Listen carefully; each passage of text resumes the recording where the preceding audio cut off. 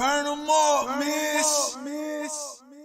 Yo, who on the banner, flying right through Atlanta. Whatever I do, I had to give it up. How did I fall and still give it up? Told her the truth, I had to big it up. All that we do, we have to give it up. Give it up, give it up, give it up. Energy, everything, give it up. Yo, who was the king, I have to give it up. All of this earth, I had to give it up. If it contrary, had to give it up. All of my worry, had to give it up. All of that folly, had to give it up. All of my body, had to give it up. All of my might, I had to give it up. All of my mind, I had to give it up. All of my soul, I had to give it up. Hey, I done had to give it up. I done had to give it up. I done had to give it up. I done had to give it up. I done had to give it up. I done had to give it up. I done had to give it up. I done had to give it up. I done had to give it up. I done had to give it up. I done had to give it up. I done had to give it up. I done had to give it up. I done had to give it up. I done had to give it up. I done had to give it up. In the truck, kinda life I done had to live it up. Came in with these broke pieces, who really fix it up? A trillion miles on these brew kicks, in the field I'm about to kick 'em up. A full tree with some fruit on it, that's a long way from the dust. The people calling me from right side, cause I'm always in the cut. I was shouting out your who and I ain't on the one that got me out the rut. Started walking them 613, just a different type of strut. Now roll, not for everybody, for the faithful ain't open up. Used to live that mix like that's equivalent to a mud. Now spirit get fresh down if the dirty door remains shut. A hard head got me burned a couple times and I had to give it up. Until I met the set apart roof, baby, I was all out of trust. Yo, who the only one I trust? We start a wave like a brush. I'm living still, never rest. A real boss never rest. All of my body had to give it up. All of my might I had to give it up. All of my mind I had to give it up. All of my soul I had to give it up. I done had to give it up. I done had to give it up. I done had to give it up. I done had to give it up. I done had to give it up. I done had to give it up. I done had to give it up. I done had to give it up. I done had to give it up. I done had to give it up. I done had to give it up. I done had to give it up. I done had to give it up. I done had to give it up. I done had to give it up. I done had to give it up. Hey. I done had to give it up. I done had to give it up. I done had to give it up. I done had to give it up. I done had to give it up. I done had to give it up. I done had to give it up. I done had to give it up. I done had to give it up. I done had to give it up. I done had to give it up. I done had to give it up. I done had to give it up. I done had to give it up. I done had to give it up. I done had to give it up. Spiritually, while we're still. Chill. It's for my Hebrews. We ain't talking about regular niggas, I'm talking about my people. South 71 Music. This is for my blue skis. Truth don't do no move swings. We just do our blue jeans. Or keep it moving. You are over everything. This is for my blue skis.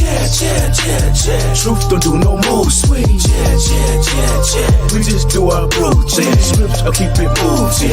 You are over everything. Hey, what are you doing, my bro?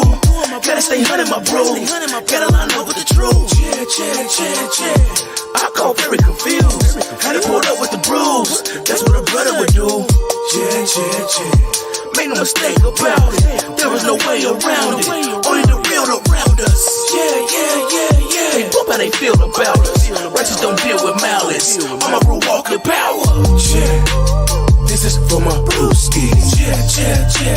Truth don't do no move swings. We just do our blue jeans. Or keep it moving. You are over everything. This is for my blue skis. Truth don't do no move swings. We just do our blue jeans. Or keep it moving. You are over everything. Brewing with my ox, give you who at every drop. Corny devil get chopped. Live it bold, only ducks, 100-fold extra plus. That's an overrunning cup. Keep it coming, know some sisters brewing too. On them scripts and whipping stew. Virtue striving with a few. Righteous recognize righteous. I'm just lifting up the lighters like a Rasta man show. Never let them burn you out. Keep your faith and never doubt. I'm only working for the house, bro. Bring my all and never lack. Never settle for the crowd. Put Jerusalem on the map. Quan. It's your who over any every. Yeah, I choose the kingdom over cemetery. I do. Straight from the law, got the itinerary. Yeah, we stay on schedule cause it's necessary. This is for my blue skis. Truth don't do no move swings. We just do our blue check. Scripture keep it moving. You are over everything. Check. This is for my blue skis. Truth don't do no move swings. We just do our blue check. Scripture keep it moving. You are over everything. Check. This is for my blue skis. Truth don't do no move swings. We just do our blue check. Scripture keep it moving. You are over everything. Check. This is for my blue skis. Truth don't do no move swings. We just do our blue check. Scripture keep it moving. You are over everything. Check.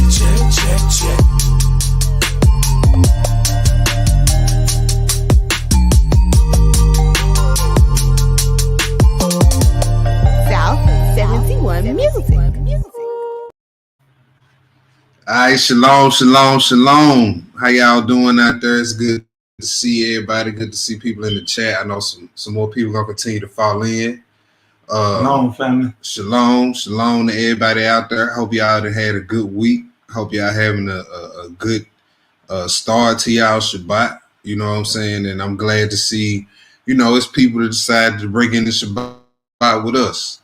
That's right. You know what I'm saying? I'm your Akti. I got my Yaakov Israel. Shalom, family.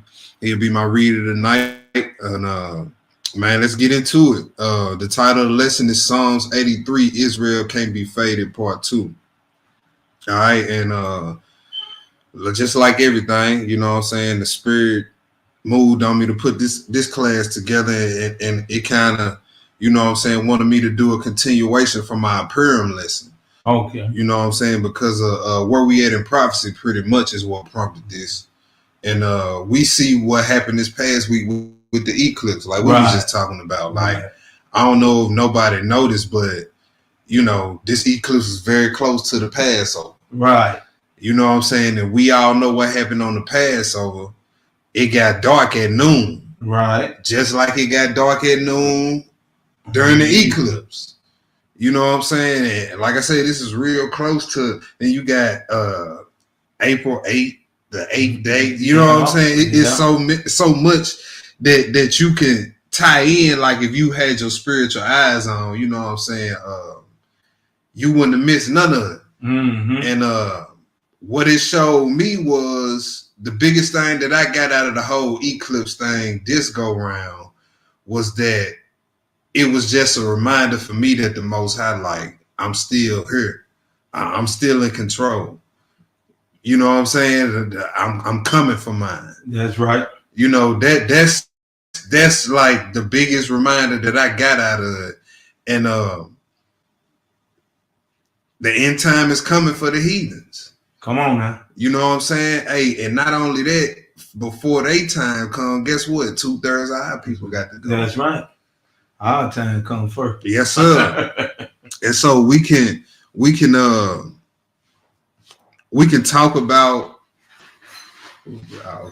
we can talk about the furthering the affliction of the Israelites all day long, y'all, but we have to take accountability for what we have done, right? That's right. And so the whole point and one of the main points I want to drill home doing this series, however many more videos I do. You good. You good. One of the main points I want to drill home was everywhere we've been scattered, the plans of our enemies has eventually been to destroy all the Israelites. That's right. Right? So don't get caught up in the hoopla in the last days of this and that and this and that. It's going to look like it's a whole bunch of conflict going on in between other countries. Mm-hmm. When you look at prophecy and history, That's the pattern of how it go in the scriptures. It's conflict between other countries, and then all of a sudden they turn all their attention to the exterminating the Israelites. Yeah. Right? So tonight we're gonna look at a huge swing in the midst by the heathens. You know what I'm saying? And also another main point I want to nail home during this series is even in our times, just like in old times, Israel has always had supernatural intervention in these moments. Okay. You know what I'm saying? So we need not to worry about nothing when a decree come down in our time. Right? The Most High is going to intervene some way. Some way, just like he did in Purim. Mm-hmm. You know what I'm saying? He wouldn't allow the king to go to sleep. That's it. Right? So when a decree comes in our time, which we know is coming, we know it's coming. We might not see how or what right now, but we know it's coming. It came in every generation, bro. We'd have been scattered. The decree to exterminate all Israelites has came. Right? And we need to know why we find ourselves in these positions. Why are we so susceptible to all the devices of the heathen? Well, our disobedience. Come on now. So before we get into the scriptures, I'm just gonna read a few articles just showing how, you know, a few of the ways that they did try to destroy Israel. All right. We're gonna read through a few things. Present share screen. There we go. All right. So here's one way: gentrification. Let me blow that up. That looks small. Mm-hmm. All right. This says gentrification in the history of power and oppression of African Americans. All right. Let me know if that's big enough for y'all. It still looks small. They might be able to see that. Let me know if that's big enough.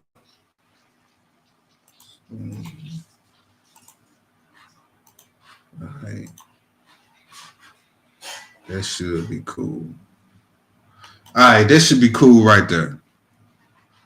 It says, I'm going to read this. We're just going to read the introduction a little bit to this article right here.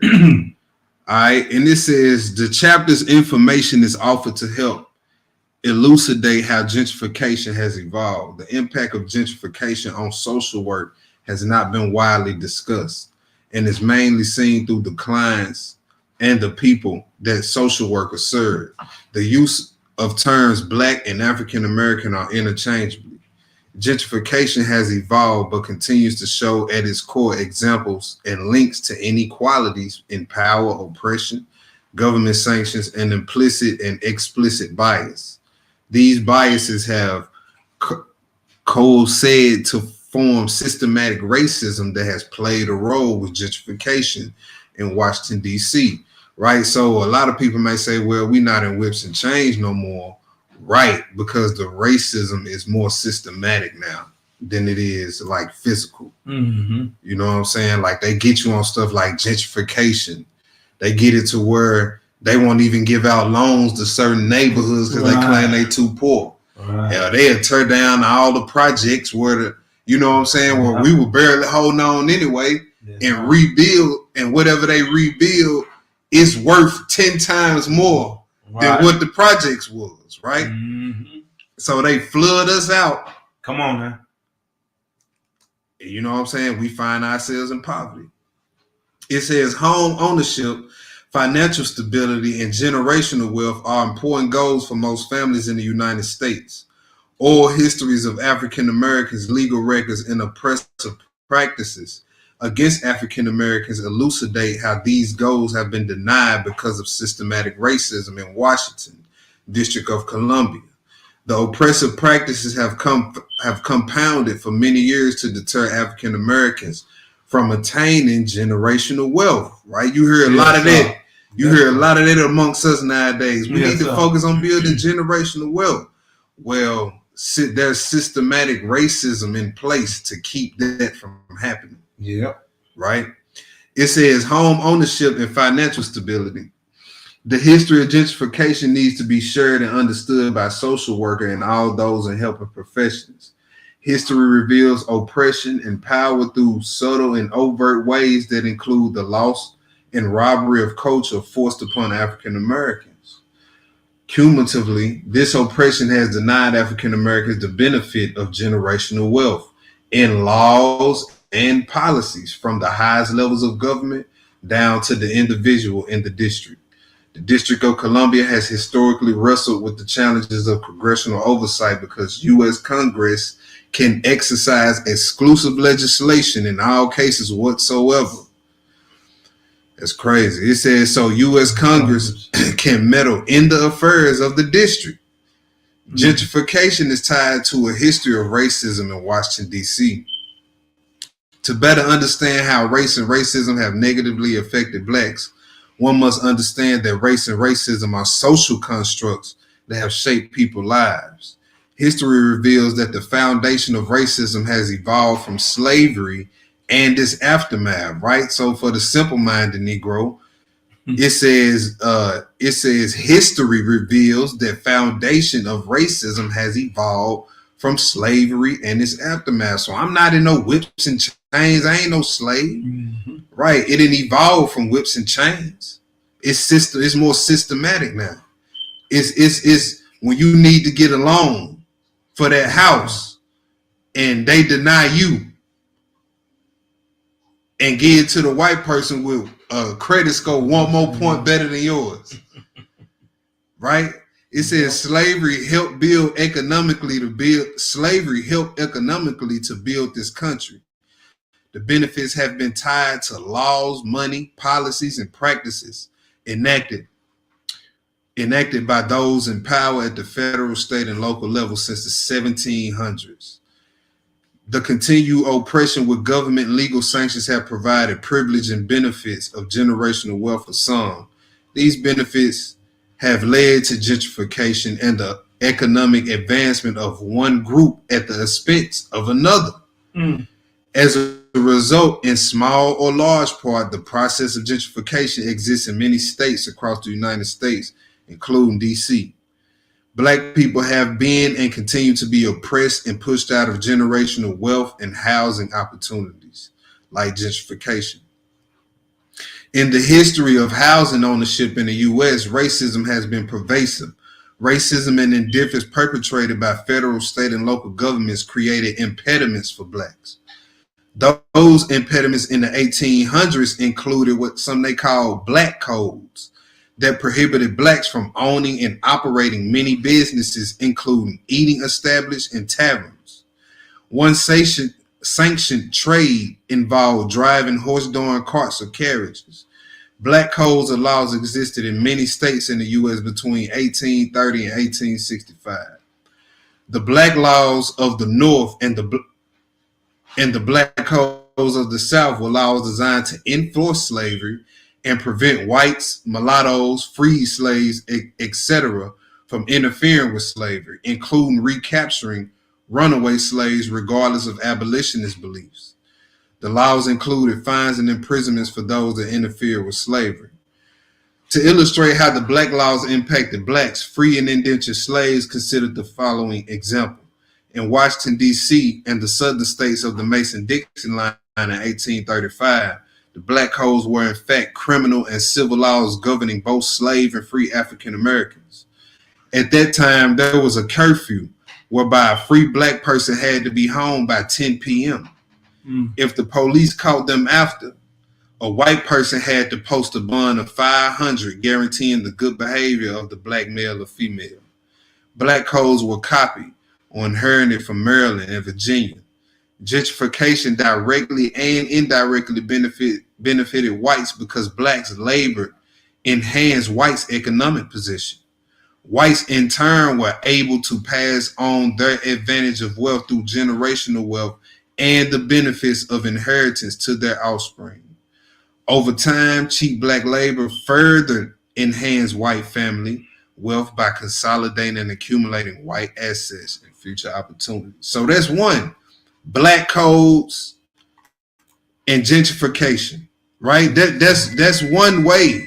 That's just one way they oppress us. Right. Right? Let's go look at something else. share my screen again. Look at this one. All right, and the name of this article is The Traumatic Impact of Structural Racism on African Americans. And we're just going to read one part right here where it says structural racism. All right, we finna read this. Structural racism in the U.S. is the normalization and legitimization of an array of dynamics that stem from historical, cultural, institutional, and interpersonal aspects that routinely advantage Caucasians while producing cumulative and chronic adverse outcomes for people of color. Lawrence and Keeler reported that structural racism lies underneath all around and across society. Furthermore, Lawrence and Keeler found that structural racism encompasses history, which lies underneath the surface, providing the foundation for white supremacy in this country. Culture, which exists all around our everyday lives, providing normalization and replication of racism, and interconnected institutions and policies, the key relationships and rules across society, providing the legitimacy and reinforcements to maintain and perpetuate racism. Structural racism creates trauma. The impacts of structural racism can take a mental toll on African Americans. Mental health disparities based on minority, racial status are well identified, including inequities in access, symptom severity, diagnosis, and treatment. However, African Americans have a history of experiencing structural racism through economic disadvantages and segregation, which have been existing since slavery. Therefore, the factors of economic disadvantages and segregations are identified stressors that may have an effect on the mental health of African Americans. Mental health inequities began during the time of colonialism and slavery, when myths of racism were being integrated into the developing field of psychiatry and psychology. By the end of the 19th century, many psychologists accepted an idea that African Americans were biologically inferior with smaller brains and a natural instinct for labor. Studies have found that African Americans who participated in the abolitionist and civil rights movements were met with prejudice by mental health practitioners who labeled them schizophrenic due to their supposed pathologic desire for equality. Ain't that something? Mm-hmm. To date, the research shows that African Americans are overdiagnosed with schizophrenia, and they are more likely to be treated with antipsychotic medications that can have lasting negative side effects. Additionally, African Americans have higher rates of severe depression, yet lower rates of treatment compared to Caucasians. African Americans are less likely to receive office-based counseling for psychological stressors and are more likely to be seen in emergency rooms. So that's another way that we being oppressed, right? The structural racism, it takes a toll on our mental health. That's why you see so many Israelites crashing out, shooting police, killing people. Yes, sir. Strung out. And then this last one right here, y'all, this real quick. This is just murder, violent crimes, rates by race. Murder rate among blacks is what percent higher than for whites. Check this out. I'm just gonna read this one right here. It says in 2022, that was just 2 years ago, the murder rate among blacks is 653% higher than the murder rate for whites. The murder rate for Hispanics is 65% higher than for whites. Nor are those numbers that much of an outlier. From 1990 through 2002, the black murder rate averaged 569% higher than whites, and the number for Hispanics was 57%.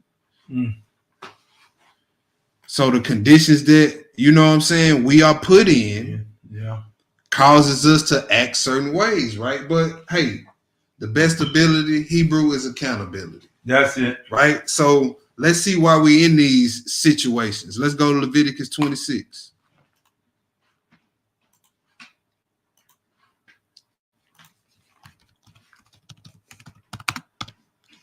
Leviticus 26, Hebrew. We're gonna do 14 through 33. All right. 14. All right, when you get there, Hebrew, go ahead. All right. But if ye will not hearken unto me, Mhm. and when I do all these commandments, if you shall despise my statutes, or if your soul avoid my judgment, so that ye will not do all my commandments, but that ye break my covenant, I also will do this unto you. I will even appoint over you terror, consumption, and the burning You. ague Mhm. that shall consume the eyes and cause sorrow of heart. And cause sorrow of heart, y'all. That's depression. Yeah. That they go to mental health right there. So the Most High let you know if you break my commandments and don't keep my covenant, your mental health will be affected. Sorrow of heart. Go ahead. And you shall sow your seed in vain, Uh-huh. for your enemy shall eat it. Yeah. And I will set my face against you, and you shall be slain before your enemy. They that hate you shall reign over You you. see that they that hate you shall reign over you. They not that they that love you, they that hate you shall rule over you. That's right. Just about everywhere we went, it's been a call to destroy us. Right? Go ahead. And ye shall flee when none pursue you. And if you will not yet for all this hearken unto me, then I will punish you 7 times more for your sin. Mm. And I will break the pride of your power. And I will make your heaven as iron, and your earth as brass. And your strength shall be spent in vain.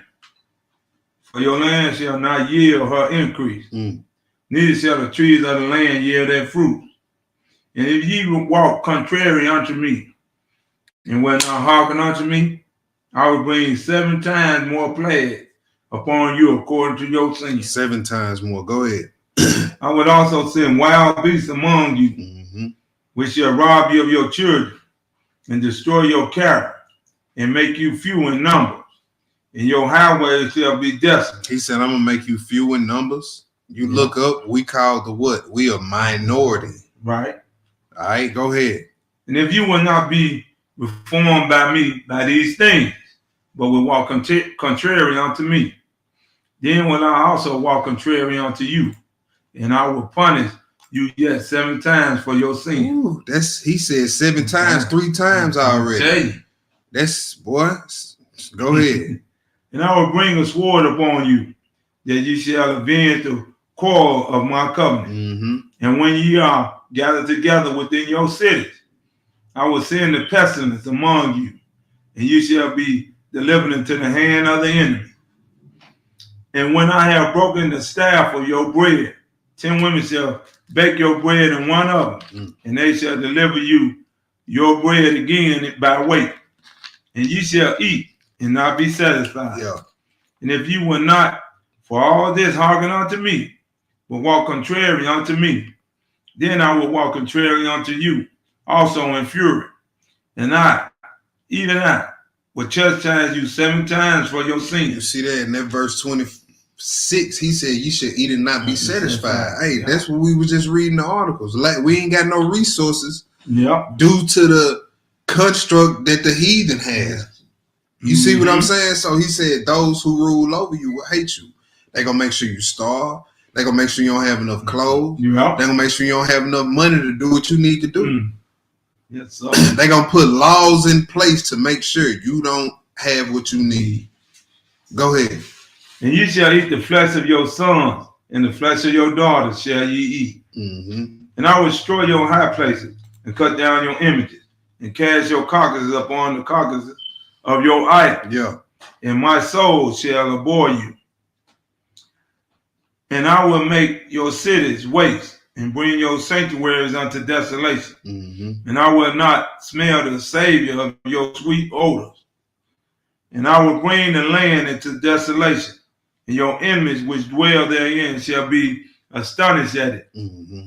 And I will scatter you among the heathen, and will draw you out a sword after you, and your land shall be desolate, and your cities waste. All right, he said, so when I scatter you among the heathen, not only am I gonna do that, I'm gonna make sure it's a sword after you. Yeah. Right? You always gonna fear for your life. Keep reading. Skip down to 39. Read 39 through Okay. 46. And they that are left of you shall pine away in your iniquity, in your enemies' lands, and also in the iniquities of their fathers shall that pine away with them. If they shall confess their iniquities and the iniquities of their fathers with their trespasses which they trespass against me, and that they have walked contrary unto me, and that I also have walked contrary unto them, and have brought them into the land of their enemies.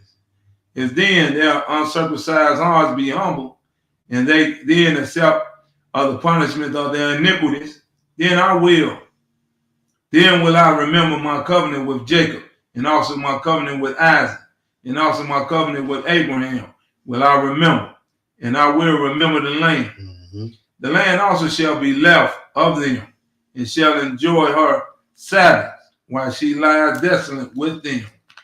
And they shall accept of the punishment of their iniquities, because they despise my judgments, and because their souls abhor my statutes. And yet, for all that, when they be in the land of their enemies, I will not cast them away. That's right. Neither will I abhor them, to destroy them utterly, and to speak my covenant with them. For I am the Lord their God. And that's why we see times throughout our history when there's been plans to wipe us out, the Most High didn't let it happen. Right? It's like the heathen saying, look, we gonna do your dirty work for you, Most High. And Most High like, nah, I got something for 2/3 of my people that ain't gonna listen. Y'all ain't finna help me out with nothing. Y'all finna wipe who out? Yes, sir. You know what I'm saying? So, hey, the decree gonna come in our time. That's right. It's gonna come in our time. Hey, but it's enough Israelites that's keeping the laws for the Most High to not utterly destroy Israel. That's right. Right? Keep going, Hebrew. Go down to 46. Okay. Yeah. But I will, for their sakes, remember the covenant of their ancestors, whom I brought forth out of the land of Egypt, in the sight of the heathen, that I might be their God. I am the Lord.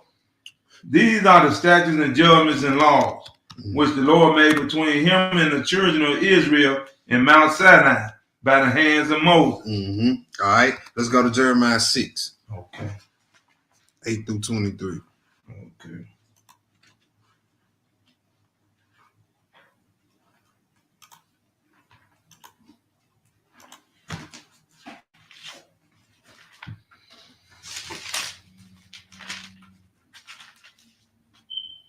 So 8 through 23. It's 26. 8 through 26. Okay. Yeah, 23. Yeah, 8 through 23. 8 through 23. All right. Jeremiah 6, verse 8, and it reads, Be thou instructed, O Jerusalem, lest my soul depart from thee, lest I make thee desolate, a land not inhabited. Thus said the Lord of hosts, they shall thoroughly glean the remnant of Israel as a vine, turn back thy hand as a grape gatherer into the baskets. To whom shall I speak and give warning, that they may hear? Behold, their ears is uncircumcised, and they cannot hearken, because, behold, the word of the Lord is unto them a reproach. They have no delight in it. Hey, I want to look at that verse 9. Look at what it says. It says, they shall thoroughly glean the remnant of Israel as a vine. Yep. Right? So unlike the practice of when we glean, we leave food behind. Right. He's saying your enemies that they ain't gonna leave. When they come to harvest Israel, they not gonna leave nothing behind. Yep. And in verse 10, he says, because y'all don't listen, your ears uncircumcised. Yep. All right, go ahead. Verse 11. Therefore I am full of fury of the Lord. I am weary with holding in. I will pour it out upon the children abroad and upon the assembly of young men together. For even the husband with the wife shall be taken, the age with him that is full of days. And their houses shall be turned unto others, with their fields and wives together. For I will stretch out my hand upon the inhabitants of the land. See that everything that we work hard for now becomes our enemies because of our disobedience. right? That's why they able to implement stuff like gentrification and black codes, Yeah. and stuff like that, because we hard headed. Yes, sir. We hard headed. Go ahead. Says the Lord. Mm-hmm. 13. For from the least of them, even unto the greatest of them, everyone is given to covetousness. And from the prophet, even unto the priest, everyone dealeth falsely. Mm-hmm. They have healed also the hurt of the daughters of my people, slightly saying, peace, peace, Mm-hmm. when there is no peace. Were they ashamed when they had committed an abomination? Nay, they were not at all ashamed, neither could they blush. Therefore they shall fall among them that fall. At the time that I visit them, they shall be cast down, saith the Lord. Mm-hmm. Thus saith the Lord, stand ye in the ways and see, and ask for the old path, where is the good way, and walk therein, and ye shall find rest for your souls. But they said, we will not walk therein. Right, because we hear our people say this today. That's that old Bible. That's that old way, the old fashioned way. We don't do stuff like that no more. Yeah, they got the double mind. Yeah. Mhm. Yep. We hear our people say that today. Go ahead, bro. Yep. Also, I set a watchman over you, saying, hearken to the sound of the trumpet. But they said, we will not hearken. Therefore hear, ye nations, and know, O congregation, what is among them. Mm. Hear, O earth, behold, I will bring evil upon this people, even the fruit of their thoughts, because they have not hearkened unto my word, Mm-hmm. nor to my law, but rejected it. To what purpose cometh there to me incense from Sheba, and the sweet cane from a far country? Your burnt offerings are not acceptable, nor your sacrifice sweet unto me. Mm. Therefore, thus saith the Lord, behold, I will lay stumbling blocks before this people, and fathers and the sons together shall fall upon them. Mm. The neighbors and his friends shall perish. See, nobody left out. Old people. Yeah. We see old people. We see death happening to old people. Yep. Young men, young babies getting shot by straight bullets. Mm-hmm. You know what I'm saying? Go ahead. Verse 22. Yeah. Thus saith the Lord, behold, a people come from the north country, and a great nation shall rise from the sides of the earth. What they gonna do? They coming to play with us, pat us on the back, Hebrew? No, sir. They coming to give us back rubs and make sure we get, our mental health checked on, and make sure what they gonna be doing. They shall lay hold of bows and spears. Mm. They are cruel and have no mercy. No mercy. Their voices roar like the sea, and they ride up on horses, set in array as men for war against thee. All right, let's keep. O daughter finishing. of Zion. Yeah. All right, let's go to the next spot. Lamentations, chapter 1. Lamentations, chapter 1. Okay.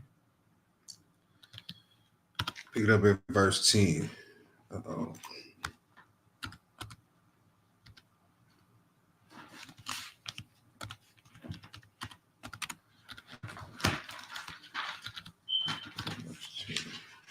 One and 10. Yup. All right. The adversary have spread out his hand upon all her pleasant things. Mm. For she have seen that the heathen enter into her sanctuary, whom thou didst command that thou should not enter into thy congregation. Mm-hmm. All her people sigh. They seek bread. They have given their pleasant things for meat to You relieve. see that? Because of our disobedience, we are put in the position among the heathen to give our pleasant things for meat. Mm. Right? Things get so tight to where we got to pawn the TV Oh, to get money to pay the cable bill. Yep. Yep. Right? Yep. So because of our disobedience, though, Mm. go ahead. They have given their pleasant things for me to relieve the soul. Mm. See, O Lord, and consider, for I am become vile. Mm. Is it nothing to you, all ye that passes by? Behold, and see if there be any sorrow like unto my sorrow. You see that? Hey, they go that depression. Yes, sir. You see what Jeremiah said? He said, hey, see if there be any heaviness like my heaviness. That's right.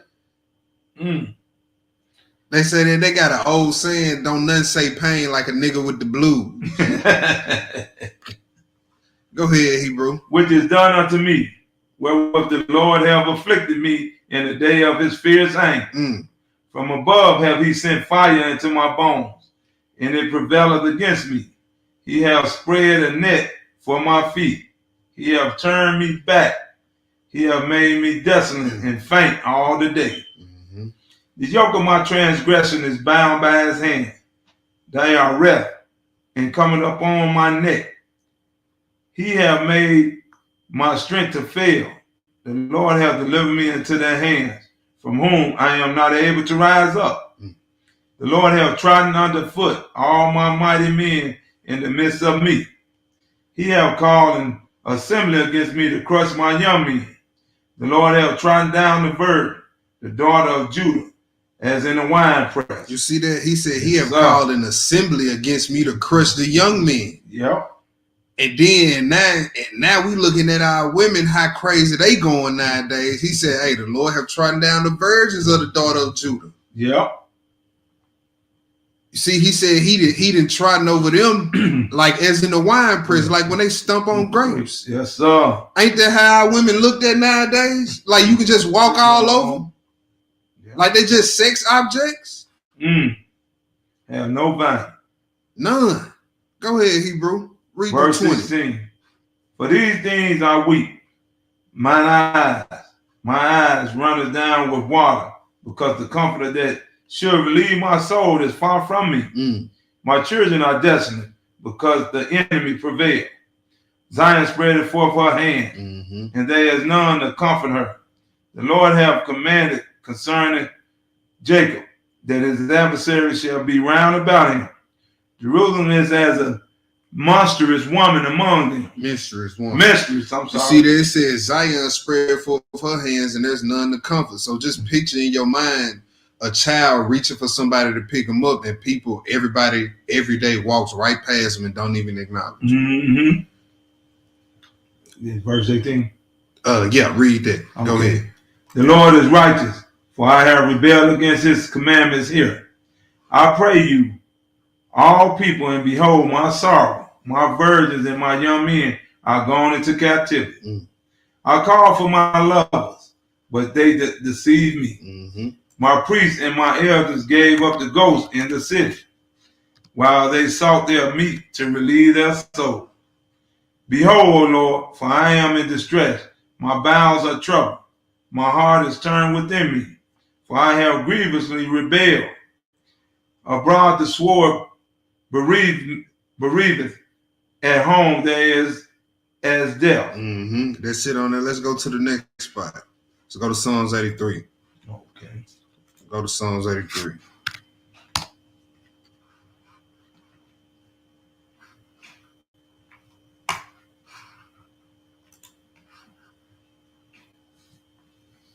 Go to Psalms 83, Hebrew. We got, we're going to go to Jasher 65. After this, then we're going to get into the story. Okay.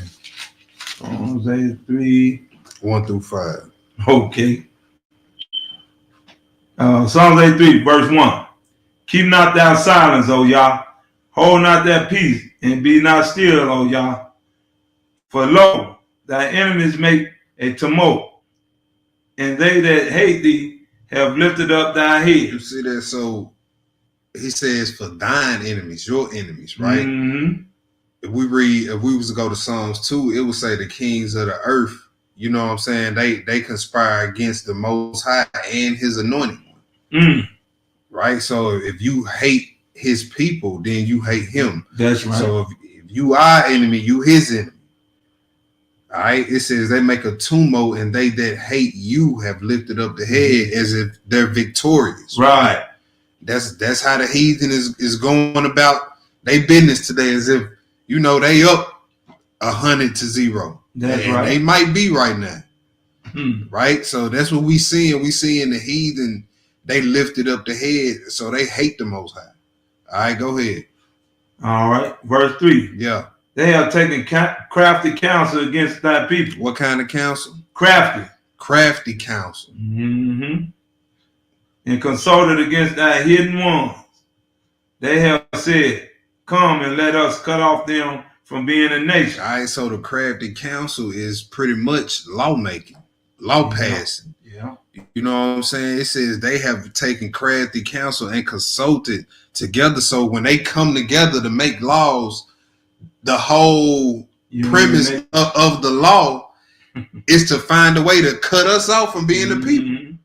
I don't care what it is. You look at gentrification. How does it benefit us? Look at this capitalistic system. How does it benefit us? You look at entrepreneurship in the United States of America. Does it benefit blacks? No. Does any of the government assisted benefit us? Because hey, how was you getting food stamps and government assistance back in the day? The man couldn't be in the house. Yep. You know what I'm saying? So this is what we up against. Every law they pass, y'all, the whole premise of it is to oppress us more, to cut us off from being a nation. I always remember that before you run down to the polls and vote for your next president. All right, go ahead. Verse 4. They have said, come and let us cut them off from being a nation, that the name of Israel may be no more in remembrance. For they have consulted together with one consent. They are confederate against thee. You see that Israel may be no more remembrance in that verse 4. They even taking quote unquote black history out of the schools. That's right. Right? They straight up taking it out. They don't even teach on it in certain cities and states. Go ahead, Hebrew.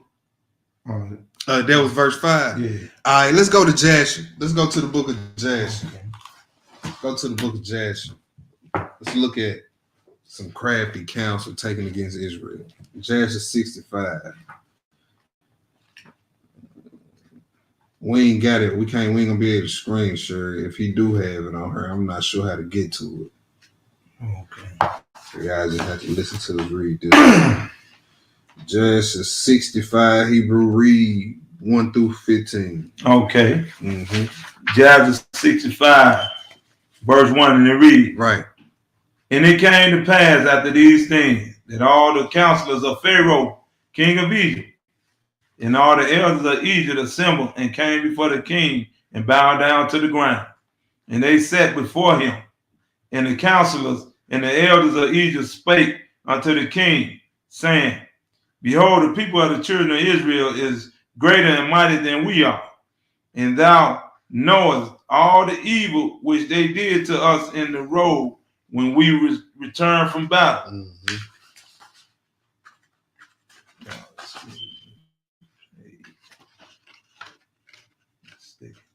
Right, sticking together. All right. Verse 4. And I have seen their strong power, for this power is unto them from their father. For but a few men stood up against a people numerous as the sand, and smote them at the edge of the sword. And of themselves not one has fallen, so that if they had been numerous, they would then have utterly destroyed them. Now therefore give us counsel what to do with them, until we gradually destroy them from amongst us, lest they become too numerous for us in the land. Right. So whether the decree be a immediate destruction or a slow, gradual process, that's what we're looking at with systematic racism. Yeah. It's a gradual process to slowly destroy us, or to get us to destroy ourselves until there's no more of us left. But what they not understanding is that the covenant that we gonna be as the sands of the sea has already been made. That's right. You can't wipe us out. That's right. Matter of fact, they call us the minority, but it's funny because with all the attempts to destroy us since Egypt, we still here. Yeah, you're right. You sure right. You know what I'm saying? So they've been trying since Egypt. Sure have. Been trying since Egypt. Go ahead, Hebrew. And we Verse still 6. here. Yep. For if the children of Israel should increase in the land, they will become as an obstacle to us. And if any war should happen to take place, they with their great strength will join our enemies against us and fight against us, destroy us from the land and go away from it. Mm-hmm. So the king answered the elders of Egypt and said unto them, this is the plan advised against Israel, from which we will not depart.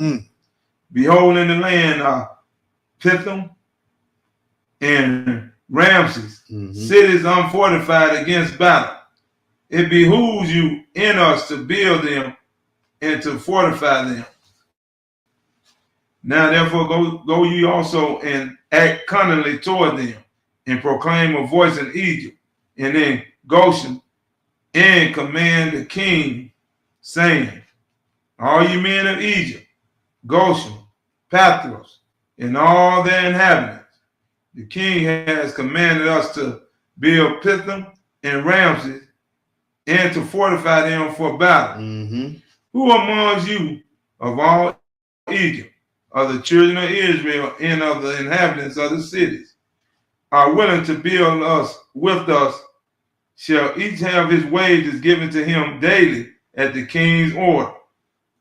So go you first and do cunningly, and gather yourselves and come to Pithom and Ramses to build. You see that? So, hey, they telling the Israelites, hey, y'all help us come build these cities. We pay y'all daily. Yeah. Oh, man, you know us, man. That sound good, man. Yeah. They go down now. Yeah. Yep. Go ahead, Hebrew. Verse 11. Yeah. And while you are building, cause a proclamation of this kind to be made throughout Egypt every day at the command of the king. And when some of the children of Israel shall come to build with you, you shall give them their wages daily for a few days. All right. For those that don't know, we reading about how we became slaves down in Egypt. This is how we became slaves in Egypt. Right? Crafty counsel. Yes, sir. Psalms 83. Yes, sir. All right, go ahead. Verse 13. Yeah. And after they shall have built with you for their daily hire, drag yourselves away from them daily, one by one in secret. And then ye shall rise up and become their taskmasters and officers. And ye shall lead them afterward to build without wages. And should they refuse, then force them with all your might to build. You see that? So they promised to be out there with the Israelites building at first, and then you look up one by secret, they removing themselves from building. And then they stop paying the Israelites. Then they stop paying the Israelites. Right? But hey, but guess what though? All this happened through what? Some sort of legislative meeting. You know what I'm saying? With all the politicians hovered around and talking. But it wasn't no Israelite in that meeting. Right. Hey, when we get into the store, we go, hey, you know, hey, the story that we get into tonight, boy, it's a whole lot of plot to it. A whole lot of plot to it.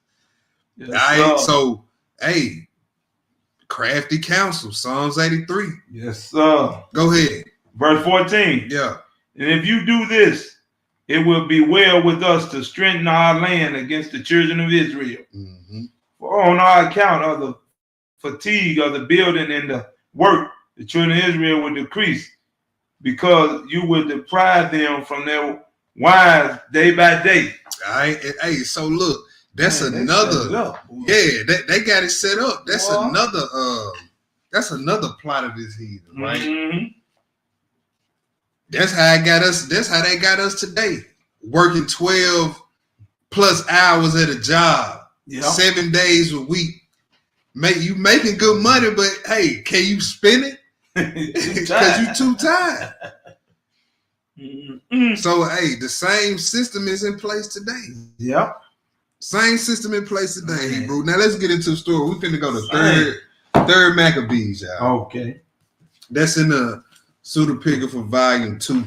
Page Let me find page. 517. Page 517. That's where it starts. All right, cool. Let's go to third. We're gonna read this whole book of Third Maccabees. Okay. Right, and this takes place under Antiochus the third. Epiphanes was the fourth, so this was right before Epiphanes took over. Right, and chapter 1 kind of goes into a lot of what Daniel the 11th chapter is about. Uh-huh. But it just touch on it a little bit right here in this chapter 1, and we're gonna read it. So Hebrew, when you get it, without further ado, Hebrew, let's get into our story. Okay. The third book of the Maccabees. Chapter 1. Yeah, you can get that page now about it. Page 517. Yep. Chapter 1. Mm-hmm. From people returning from the Philopater, received the news of Antiochus' capture of the places which had been under his control. Mm-hmm. He then put out an order to all his infantry and cavalry forces and moved on, taking his sister, what's her name? Arisino along with him to the territory around Rapha. All right, so you can actually look up this battle on the internet. It's called the Battle of Gaza. It's one of the largest battles of the ancient world. It's one of the biggest battles of the ancient world. All right, go ahead, Hebrew. Where Antiochus' army was camped, but a certain Theodotus Mm-hmm. decided to carry out a scheme he had in mind. So he took some of the very best Ptolemy soldiers who had previously been placed in his charge and went across by night to Ptolemy, intended to kill him single-handedly and end the war at his stroke. Mm-hmm. However, one Dositheos, called the son of Dromilus, mm-hmm. who was a Jew by birth, but later had renounced the law and abandoned his ancestral belief, mm-hmm.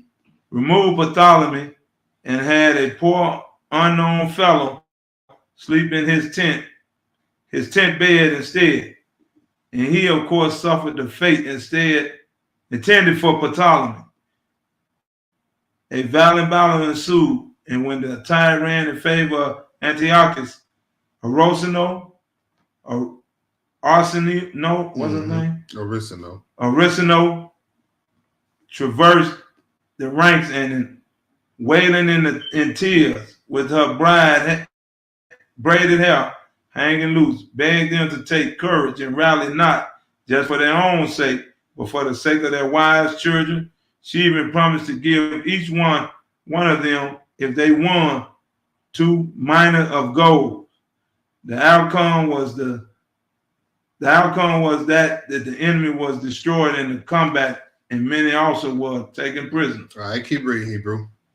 With the plot against the Throth, Ptolemy now decided to visit with the neighboring cities and offer them encouragement. Mm-hmm. When he had done this and distribute gifts to their shrines, he made his subjects feel secure. When the Jews sent a delegation of council and the elders to greet him and offer him friendly gifts and congratulate him on his achievements, he was all the more eager to visit them as soon as possible. Right, so we being hospitable to the heathen, Yeah. You know what I'm saying? Yeah, send him some gifts over there. He all good. Yeah. You know what I'm saying? Okay, go ahead. So he came to Jerusalem when he sacrificed to God the greatest and put up a thank offering, observing to some extent the promises of the place. When he entered the sacred place, he was struck by its immaculate and dignified appearance and marveled at the orderliness of the temple. Mm-hmm. Asked himself thoughtfully whether he should go into the sanctuary. They told him that this was quite improper, since not even the Jewish people themselves was allowed in nor indeed any and every priest, but only the high priest, who was the chief of all, and only once a year. However, he was not at all convinced.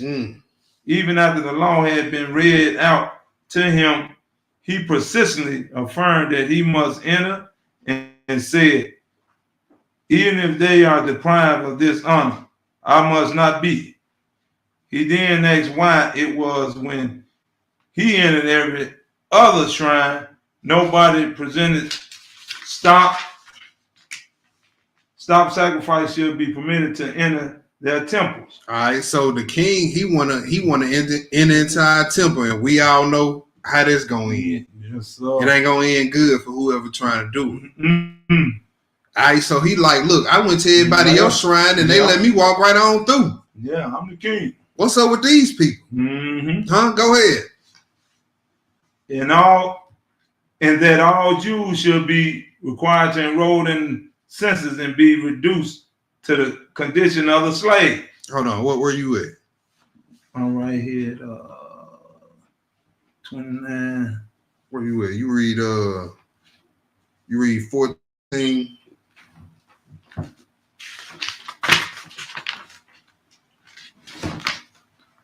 Yep, I see it, babe. I'm back. Oh, you good, bro. We at verse 14, y'all. All right. I'm sorry about that. You good.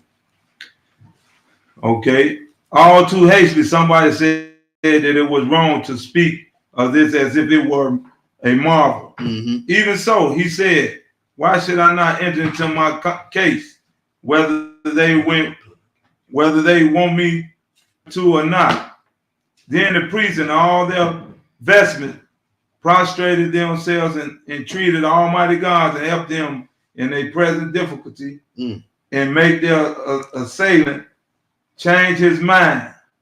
And they filled the temple with their loud cries and tears. Keep going.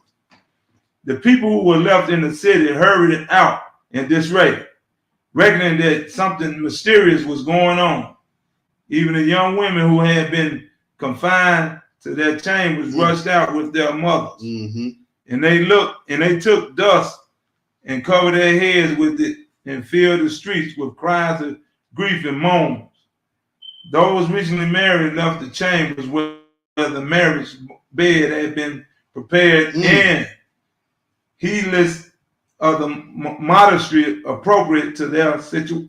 Boy, it said this was so urgent, boy. People that was getting ready to consummate. They was down to the consummation part, getting bucket naked. Getting up. Ran out in the streets with sheets and pillows, covering secret parts, trying to see what's going on. Yes, sir. This how urgent it was. If you was in the middle of getting ready to consummate your marriage, you was out there in them streets with a bed sheet wrapped around you that day. It's urgent. Go ahead. Ran about in disorder in the city.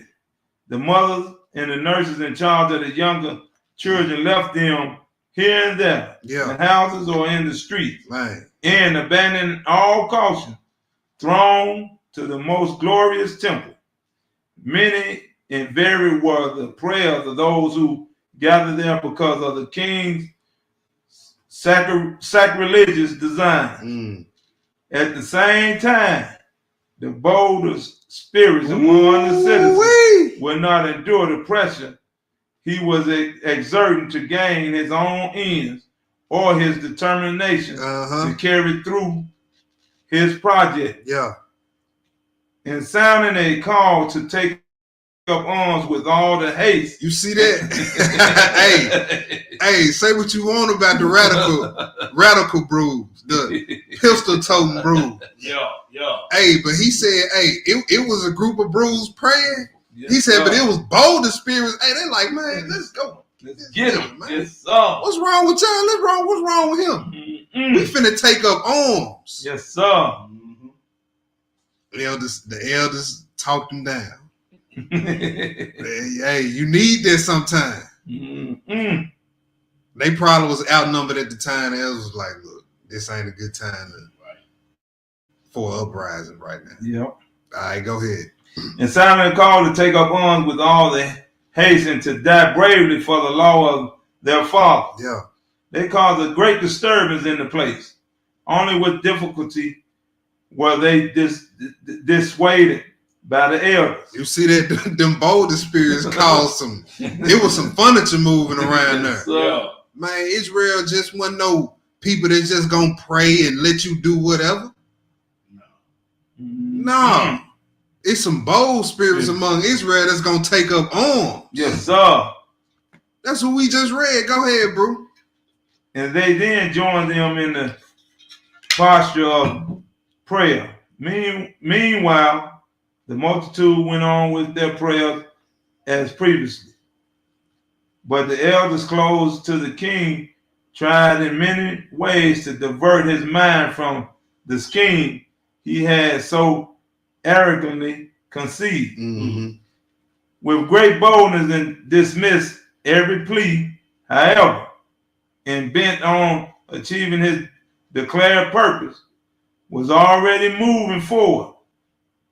When those around him saw what was happening, they joined our own people in calling on him who is all powerful to help them in their present extremities and not overlook this insolent act of lawlessness. Mm-hmm. The combined shout of the crowd, ceaseless and vehemently, caused an indescribable uproar. It seemed as if not only the people, but the very walls and the whole pavement cried out. So much at the moment did they all prefer death to the profanation of the temple. All right, go ahead. Chapter 2. We're in chapter 2. Okay. The high priest Simon kneeled in homage in front of the sanctuary and holding out his hands with due reverence, he prayed, Lord, Lord, King of heaven, ruler of all creation, holy among the holy one, sovereign, conqueror of all, pay heed to us who are solely vexed by a wicked and corrupt man, reckless in his effrontery and might. For you who created all things and govern the whole world are a just ruler and condemn all who act insolently and arrogantly. You destroyed men from their wicked deeds in the past. Among them, giants relying on their own strength and self-confidence, upon whom you brought an immeasurable flood of waters. When inhabitants of Sodom act insolently and became notorious for their crimes, you burned them up with fire and brimstone and made them an example to later generations. You tested the proud Pharaoh who enslaved your holy people Israel with many different punishments and made known to him your mighty power. When he pursued with chariots a great host of people, you overwhelmed him in the depths of the sea and brought safely through those believed on you, the ruler of all creation. Right. Hey, and when we crying out to the Most High, you know, he don't have to remind the Most High what he did. The Most High know. That's but right. if you look at most of our forefathers' prayers, that's something that they did during their prayer. Mm-hmm. It's almost like you building the spirit up. You building steam up in the spirit by doing that. Then you make your request. You know what I'm saying? You acknowledge the power of the Most High, then you make your request. That's how all our forefathers prayed. Mm-hmm. You know what I'm saying? They acknowledged the power of the Most High, then they made their request. Right? Go ahead, Hebrew. When they saw the works of your hands, they praised you, conqueror of all. You, King, when you created the boundless and measureless earth, chose this city and sanctified this temple for your name. Though you lack nothing at all, and you glorified it by splendid manifestations, and established it to the glory of your great and honorable name. And in your love for the house of Israel, you promised that if ever we should turn away or distress overtake us, and we come to this holy place to pray, you will hear our prayers, and you are surely faithful and true to your word. Seeing that often when our forefathers were afflicted, you helped them in their humiliation and rescued them from great ills. So look now, Holy King, when we are oppressed and subject to our enemies on account of our many serious sins and are weak and are resourceless. In our calamity, this arrogant and corrupt man sets out to violate the holy place which is dedicated on earth to the name of your glory. Your dwelling place, the heavens of heaven, is beyond the reach of men.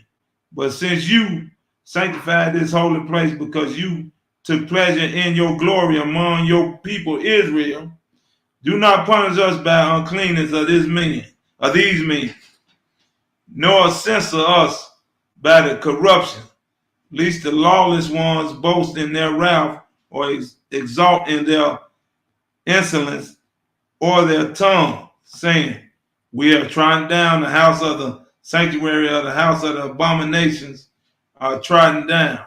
Wipe out our sins and disperse our offenses and show your pity at this moment.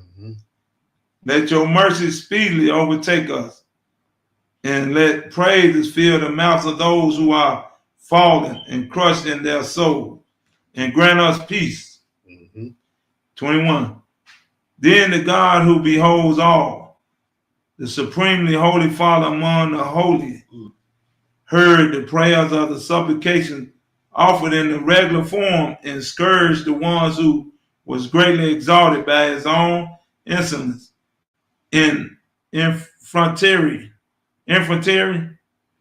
tossing him to and fro like a reed on the wind until he fell impotent to the ground, with his limbs paralyzed and unable to speak. Boy, the Most High started throwing that boy around them, bouncing him off them walls in that temple, and smote the heathen with paralysis.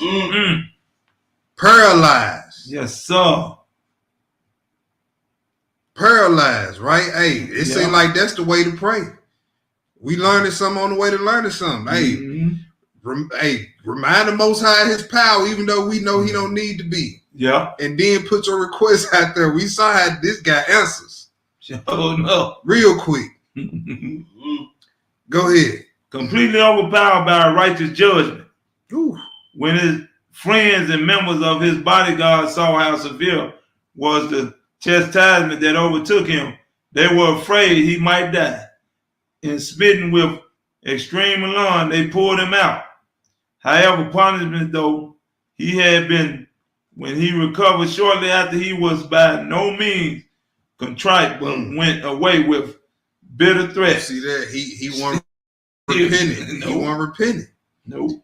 Boy, it must have been like, to everybody looking at it, it just looked like he convulsing real bad. No, he was vexed. What wrong with dude? And it must have been violent because his bodyguard thought he was almost dead. Yep. Slammed himself across. Blam. Boom. Boy. Ooh-wee. Go ahead. Thereafter, on his arrival in Egypt, he became even more extravagant in his wickedness. Through his aforementioned boon companions and friends, complete strangers to everything that was just. And not only was he not satisfied with his innumerable excesses, he even reached such a pitch of arrogance as to concoct slanderous reports in these regions. Many of his friends watched the king's procedure intently, and themselves fell in line with his wishes. His aim was to bring disgrace upon the nation publicly. Psalms 83. There it is again. Boy. Under the Ptolemy. Psalms 83. Egypt, Psalms 83. Greek, Psalms 83. Babylon, Psalms 83. Rome, Psalms 83, America, Psalms 83. Where you spent? Go ahead. According he erected a pillar on the tower at the palace and inscribed on it that none of these who did not sacrifice shall be permitted to enter in their temples, Mm-hmm. and that all the Jews should be required to enroll in the census. They should be what? Required to enroll in the census. Here come the legislation. Here come the legislation to oppress Israelites. Right? Go ahead, Hebrew. And be reduced to the conditions of slavery. Oh man. So now you got to enroll in the census, and now as a citizen, you reduced to a slave, which means lower pay, food, gonna be less, gonna be crappy. Mm-hmm. You're gonna get the scraps. All because you tried to go in our temple and got jacked up. Go ahead. No. Go ahead. But look, Israel can't be faded. That's why that's the name of the other class. Yeah. Right now, look, that wasn't nothing what the Most High did. The Most High gonna intervene a few more times with this heathen. All right, go ahead. And that any who spake against it shall be taken by force and put to death. Yeah. That those who were enrolled shall be branded by fire on their bodies with an ivy leaf, the emblem of Dionysus. Right. So he said all those who don't want to accept being a slave, he said they get branded. You get a mark, huh? Yeah. He said they get branded with an ivy leaf, the emblem of Dionysus. That's the mark of that nation. So if this was back in the day, America, it'd probably be an eagle or something. Yeah. It'd probably be an eagle or an emblem of the flag. Yeah. Or something like that. Those was the sellouts right there. Yeah. During the Great Tribulation, these were those who take them off. Yeah. So you had sellouts who, you know what I'm saying, they go get branded. What they remind you of Greek life? Yeah. Greek life, you know what I'm saying? They get branded. All right, go ahead. It should be registered according to their former restriction status, but so as not to appear to be an enemy to them all he added. But if any of them prefer to join those who are initiated in the mysteries, they will be on the same footing as the citizens of Alexandria. Some who objected strongly to the price the city had to pay for the practice of its religion surrendered gladly, expecting to participate in some of the prestige that would come from association with the king. Right. So, hey, the Israelites tired of oppression. Hey, man, let me go and get sealed. Let me go and get down with the king. I'm tired of this. Man. I got to pay to practice my religion. I'm tired of this, man. So they sell out. You know what I'm saying? Them the rules that it lost patience. Go ahead. But most resistant in gallantry of spirit and did not abandon their religious practice, but they gave their money as a ransom for their life and fiercely sought to save themselves from their enrollment. You see that? He said, but hey, some of the bros, they just kept on paying the fee and just hoping that, hey, the Most High would deliver them from that. Man, y'all stupid. Y'all still paying that money. You can keep the laws for free. I don't know why. Well, why you still ain't keep? Why you branded now then? I know that's right. Why you branded now then? Niggas still paying to keep the law. And you smell like burnt flesh. This is on your body. Right. Go ahead. They persisted in hope that they would obtain relief and despise those who left their ranks, judging them to be enemies of the nation. That's right. And depriving them of any part in community life and service. Yeah. He said, so the Brews that stood on it, they considered the sellouts enemies. Yep. And deprived them of what? Any part in community life and service. It's a no-fly zone. You can't come to no feast days. No. You can't come to Shabbat class. You can't come through here doing nothing on brew time, or you getting hands and feet put on you. They weren't playing that. Sure wasn't. Them same, I bet there was them same brewers that were ready to pick up arms and kill their king. Probably so. Can't we? Right? The sellouts, no. Don't show up at a feast day. Don't do it. No, it turned into a sort of a territory thing then. Yep. No, nuh-uh. Don't come over here. You're going to get hands and feet put on you. Right? Go ahead, Hebrew. All right. Chapter 3, y'all. Yeah.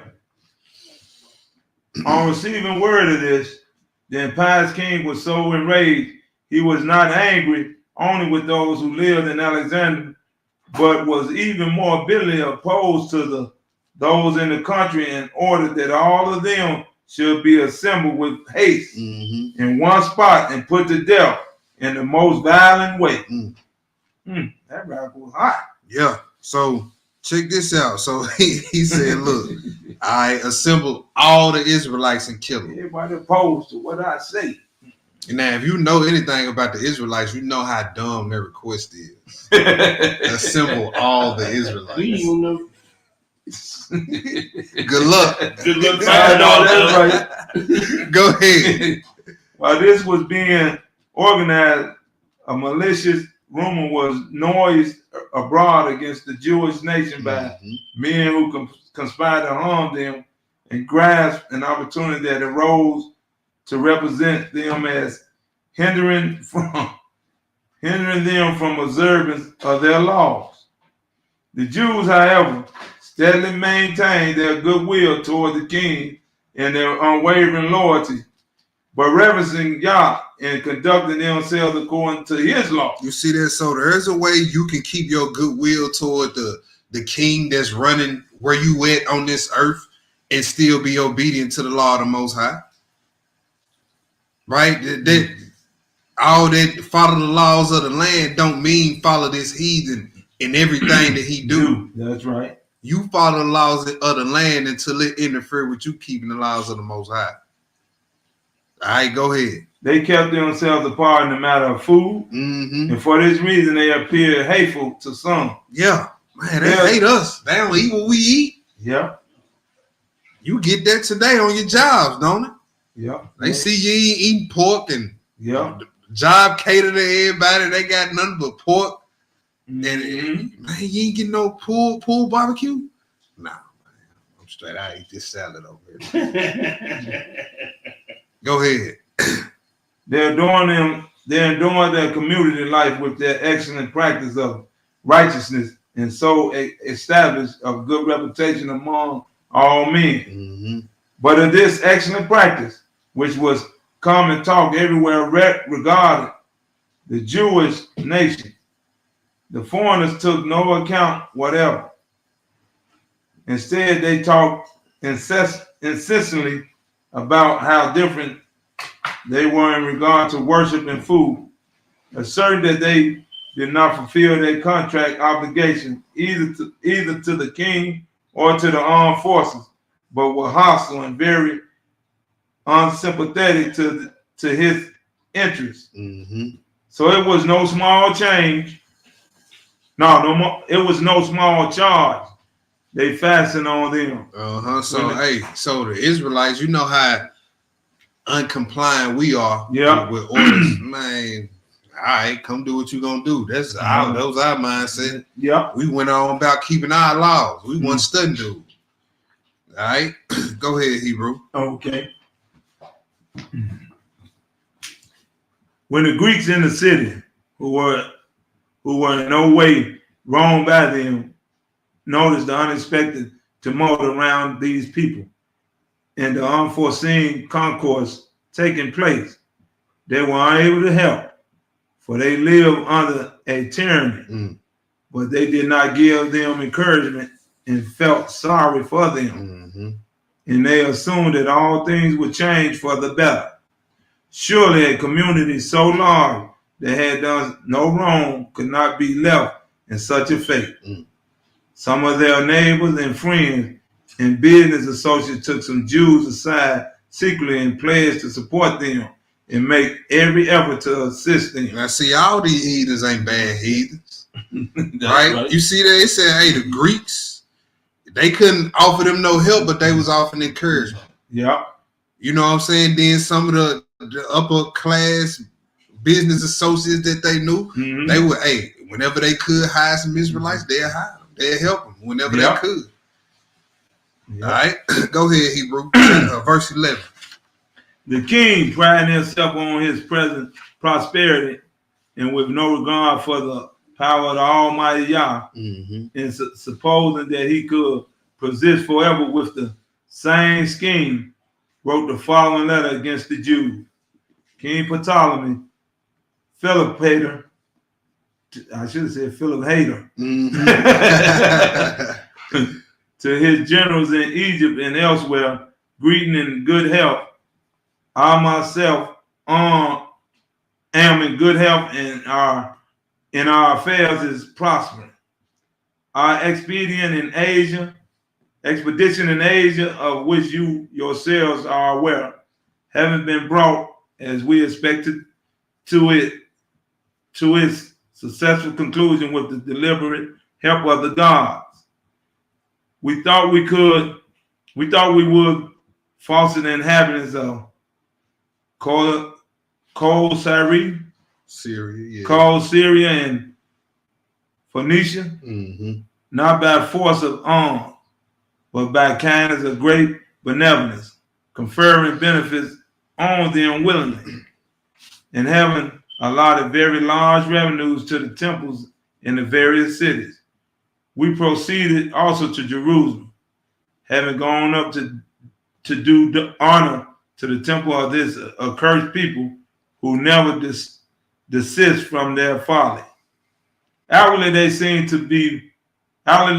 to welcome our peace, but in fact their welcome was insincere. For when we desire to enter their shrine and to honor it with resplendent and beautiful offerings, carried away by their ancient pride, they stopped us from going in. But because of the benevolence we practice toward all men, they were left untouched by our might. Mm-hmm. But they plainly exhibit their hostility toward us. And the only ones among all the people who offer loyal resistance to the kings of their own benefactors, they refuse to accept anything as genuine. For our part, we accommodated ourselves to their folly and returned victoriously to Egypt. We met all nations with benevolence. We have acted rightly. Similarly, we made known to all our readiness to forgive the Jews, fellow countrymen, because of their alliance with us in the many affairs that had been entrusted to them from of old. And we boldly decided to introduce a change, declaring them worthy of Alexandrian citizenship and allowing them to participate in our regular religious rites. But they misinterpreted us and in that feeling of hostility rejected their good offer, this good offer, inclining as they always do toward the mean and petty. They not only rejected the invaluable citizenship, but also by their silence as well as by their word, they showed contempt for the few among them who were properly disposed to us. Now, that's a total 180 from our forefathers in the civil rights era. Man. They were looking to be citizens of this place. Yep. Mm-hmm. Yep. But hey, the forefathers of old, They ain't want to have no dealing with them. Y'all had it, got it. Yeah. Hey, they told Israel to get in the census. Yeah. Yeah. Israel went on about their daily life. They like, man, we not studying that. Nope. Ain't supposed to be counted. We ain't studying that. It can't be counted. Can't be counted. Ain't supposed to be counted. Right. So, hey, go ahead. Constantly nursing the secret hope that with that disgraceful conduct, we will quickly alter our policy. Accordingly, we have adequate proof of our conviction that these people are in every way hostile to us, and not in advance that if ever a sudden disturbance should be stirred up against us later on, we would have the impious people behind our backs as traitors and barbarous enemies. Right, and that's why the decree gonna come down in our time. Mm-hmm. Because by nature, our laws make us enemies of people. That's right. People are offended by our laws. Yeah. Mm-hmm. You don't eat pork. Sure. People act like you said you better. You publicly said you better than everybody because you say you don't eat pork. That's how people treat you. You keep the Sabbath day? You mean you don't keep Sunday? Right. Boy. It make us enemies of people. Mm-hmm. So when the decree come down and freedom of religion is wiped off the table, and we are taught to never fold, bend, or break on our beliefs, Mm-hmm. it's gonna cause conflict naturally with what Babylon got going on. Yes, sir. And that's what it's eventually gonna come down to. Look, we'll give you niggas money to come over here and stop practicing that stuff. And then once they see it, okay, to hell with your money. You're right. All right, let's kill them. Let's kill them. That's what it's gonna come down to. Yep. All right, go ahead. Okay. We have decreed that the very moment this letter reach you, you shall dispatch to us those who reside among you, together with their women and children, committing atrocities against them and binding them fast all over in iron chain to meet a desperate and ignominious. How you pronounce that? Where you at? 26, right there, 26. Ignominious. I don't know. Ignominious death as a benefit traitorous foes. Mm-hmm. For we believe that when they all are punished together, our government will be perfectly established forever in the most secure and healthy condition. Mm-hmm. However, shelters any Jews from the old to the child, even to the infant at the breast, shall with all his household be done to a violent death with the most horrible torture. However, whoever wishes may act as informer, and he shall receive the estate of the person who is sentenced to punish, as well as 2,000 drachmas from the royal treasury, and shall also be rewarded for his freedom. You see that? So he said, hey, whoever housing them, kill them. And whoever's willing to be an informant against your people, you get their estate and you get 200 drachmas out of the treasury. This is what we gonna be up against.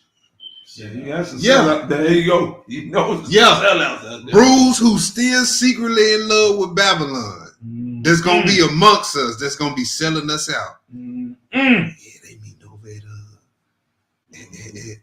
Yaakov house tonight for the Shabbat. Y'all told everybody the law done went out to burn all the Bibles. Well, every nigga over there got a Bible. Where they at? Man, 72, 73, so-and-so, so-and-so. They over there now. We know they knowing me at T Boogie and Abnon. So they done found an undisclosed location there. Look, You gonna have Negroes on the payroll, man. They gonna sell us all out. We gonna have a fine little hiding spot too. Yeah. Mm-hmm. But a Negro that's still secretly in love with Babylon, still secretly in love with that bag. Yeah. They gonna be out there. That's what Judas did. He was still secretly in love with that bag, man. Yes, sir. Still in love with his old life. He probably used to chase that bag before he got down with Christ. Mm. That's why he was always watching. Yeah. Yeah. It's gonna be somebody still secretly in love with Babylon that's gonna be able to be enticed by a woman or some money. Mm. Weak back. Or if he really weak, some drugs. Uh-oh. Go ahead, Hebrew. Any place where a Jew is detected under any kind of shelter shall be made out of bounds and burned with fire and shall become altogether altogether useless for every mortal creature for all time. Mm-hmm. Such was formed of the letter that was written. Chapter 4, y'all. We're going to chapter 4. In every place where the decree reached, a feast was arranged for the heathen at the public expense, with noisy celebration and gladness, with the hatred which had long before become inveterate in their hearts, now being given upon expression. Right? So stop trying to make friends with these heathens. The scripture just told you that they hide their hate and they wait for a moment to show it outwardly. Yeah. Open expression. Yeah. So stop thinking that these heathens are your friends. Yeah. The ones who your friends gonna show you that they your friends, and they're gonna be like them Greeks we read in chapter 3. Yeah. Did you see what they said they were throwing parties? Uh-huh. What do you do? They used hangers and burners. Yeah. Yeah. They call them picnics. That's where picnics. That's where you get the picnic from. Mm-hmm. Yeah. They used to go to hangings, take pictures in front of the body, smile, and put them on postcards. Yep. They had a party before called a bonfire. Yeah. Yeah. Yeah. Yeah. Go ahead. But among the Jews there was an incessant grief of cries and lamentation with tears, and their hearts were all aflame as the groan and bewailing the unexpected destruction so suddenly decreed against them. What district or city or town or village with any inhabitants at all, or what streets were not filled with lamentations and wailing for them? For with such vindictive and pitiless spirits were they sent away, all of them together, by the generals of the various cities, that even some of their enemies, confronted with their extraordinary sufferings and perceiving the people's pity for them and reflecting on life's strange vicissitudes, were moved to tear that they wrench explosion. For there was taken away a large company of old men, their heads covered with gray, and though their feet were sluggish and crooked from age, they were having to force themselves to a brisk pace under the altogether shameless and relentless driving. Man, picture them. Man. Just shoving some of the elders in our class, just forcing them to walk fast in chains. Pushing the elders on the ground. We about to read how the young girls had dust all in their head, so they pushing our wives' faces all in the dirt. All right, go ahead, Hebrew. The young woman who had but recently entered the bridal chamber for the society of marriage life exchanged their joy for wailing, and with their perfume drenched locks covered in dust. Now look how they treating our women. They were locks covered in dust. They pushing them to the ground. Why they in chains? So they can't catch themselves. So they going to the ground face first. Go ahead. They were carried away, unveiled, and all joining in singing and dirge instead of a wedding, instead of a wedding hymn, as if torn asunder by brutal mangling of the heathen. And in a full view of everybody, they were forcibly dragged along in bonds until they were embarked on board ships. Their husbands, in the full bloom of youth, their necks girded with halters in place of garlands, spent the remaining days of their wedding festival not in glad celebration and youthful recreation, but in dirge, seeing the grave already yawning at their very feet. They were put on a board like animals, driven along under the constraints of iron bonds. This sound like slavery, slavery over here in the States. Listen to how they lay this description out of what was going on. Go ahead, Hebrew. Some had their necks fastened to the ship's benches, and others had their feet secured in unbreakable feathers. Worse still, they were placed in total darkness that they might be treated as traitors throughout the voyage. When they had been brought to the place called Shaddai, and the voyage as determined by the kings was over, he ordered them to be thrown into the hippodrome on the outskirts of the city, and immersed concourse eminently suitable for the making the captives a public example to all who came down to the city and those who left the city for a sojourn in the country.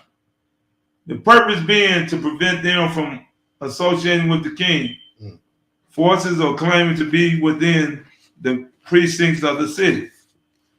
When this was done, the king heard that their fellow countrymen came out frequently to bewail the bitter fate of those of their brethren, and in a rage ordered that they should be treated in precisely the same way as the others, and should be allowed no remission, whatever other punishment meted out to these people. Moreover, the whole race was to be registered by name, not for their toilsome labor service, briefly explained above, but to the torture by the torments which had been commanded, and to be put to death in the spaces of a single day. All right, so now he trying to gather all the Israelites, which that's stupid. That's an oxymoron. Gather all the Israelites without supernatural help. Yeah. How you gonna find all of them? That's right. Like he said, so gather all the Israelites so we can kill them in one day. It ain't gonna happen. Without no supernatural assistance. No, sir. Oh, okay. Good luck with that. All right, go ahead, Hebrew. The registration, undertaken with shameful haste and unremitting diligence from sunrise to sunset, was closed after 40 days. Although still incomplete. Although still what? Incomplete. After 40 days. Yep. All right, go ahead. Filled with great and continuous joy, the king appointed feasts at all his idol shrines, with the heart far removed from the truth and a profane mouth, praising dumb objects unable to answer or help, and uttering improper words against the Almighty Yah. After interval of time mentioned previously, the scribes reported to the king that they could no longer continue the registration of the Jews on account of their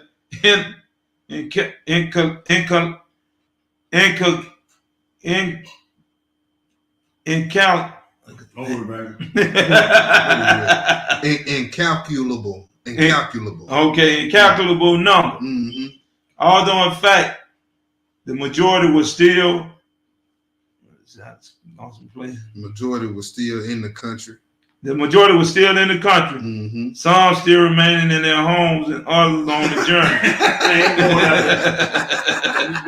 journey. Come up in here and if he want to. Right. And so someone was going on the journey. They probably don't even know any of this is It's happening. happening. Yeah. All right, go ahead. The task was impossible for all the generals in Egypt. Mm-hmm. After threatening them harshly on the ground that they had been bribed to contrive their escape, he was eventually clearly convinced on this point when they stated, with the proof to be back it up, that the paper mill and the pens they used for writing had already been given out. Mm. But this was the working out of the invincible providence of the one who helped the Jews from heaven. So the Most High thwarted they plan to destroy the Jews because you can't even number all of them. That's right. Right. You can't even find all these people to kill them all. All right, go ahead. Chapter 5, Hebrew. All right.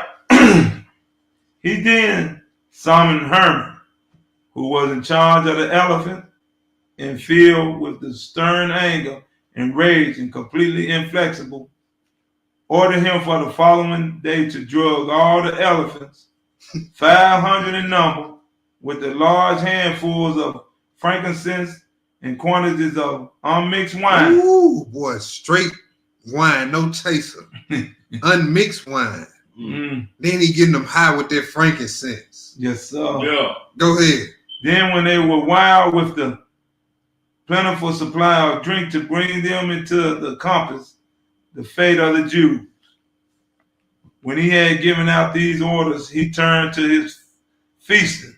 He went back to feasting. Mm-hmm. Having brought together those of his friends and army who especially hostile to the Jews. Ain't that something? Mm-hmm. Meanwhile, Herman, the superintendent of the elephants, carried out his orders to the letter. The attendants assigned for the purpose went out in the evening and bound the hands of the poor, unfortunate people and took every other precaution to see that they were secure through the night, imagining that their whole nation would meet its ruins end in one blow. Mm. But the Jews, who seemed to the heathen to be bereft of every support, completely restricted as they were by their bonds, call upon their Lord, the all-conquering who governs with all power, the merciful Yah and Abba, all of them beseeching him with unrestrained cries and tears to frustrate the wicked design against them and rescue them by a wonderful manifestation from the disaster immediately in store for them. Mm-hmm. So their prayer went up fervently to heaven. Mm-hmm. Herman drugged the pitless elephants until they were filled with an abundant supply of wine and saturated with frankincense. And in the early morning, he appeared at the place to inform the king. But that lovely gift of his creation, the interval of sleep, bestowed night and day since the beginning of time by him who confers his blessings on whomsoever he chooses.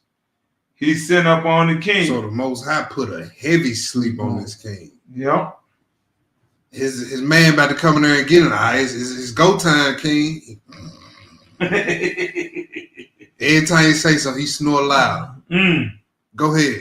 And the king, in the spell of the sweet, deep sleep Yah brought on him, was greatly thought in his lawless purpose and utterly disappointed in his inflexible aim. Yeah.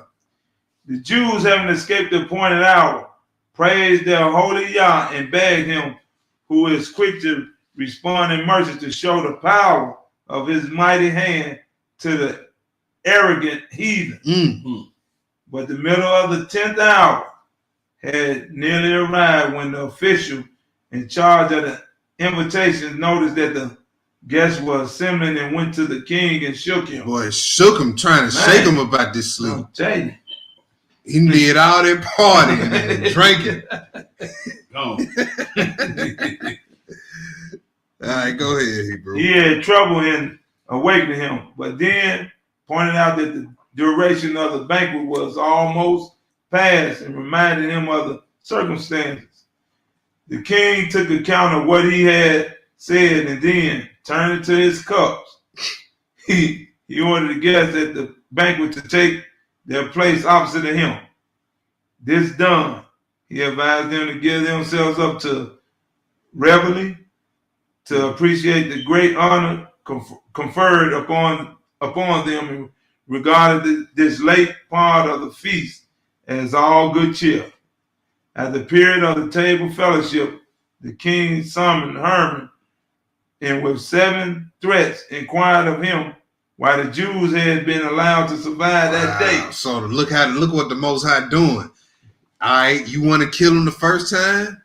Hey, I'm gonna throw you around in the temple. Second time, you want to kill him? You can't number them all. So you can't even go through with that. Third time, you overslept. Then you know what I'm saying? Then he finna put something else on him.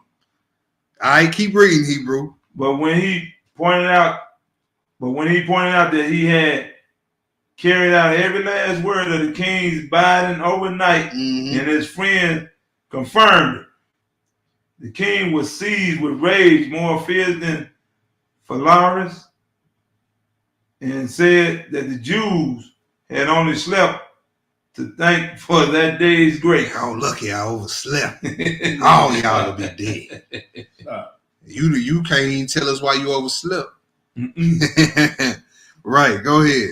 Then he added that the elephants should be prepared without delay for the coming day, in exactly the same fashion for the extermination of the accused Jews. Right.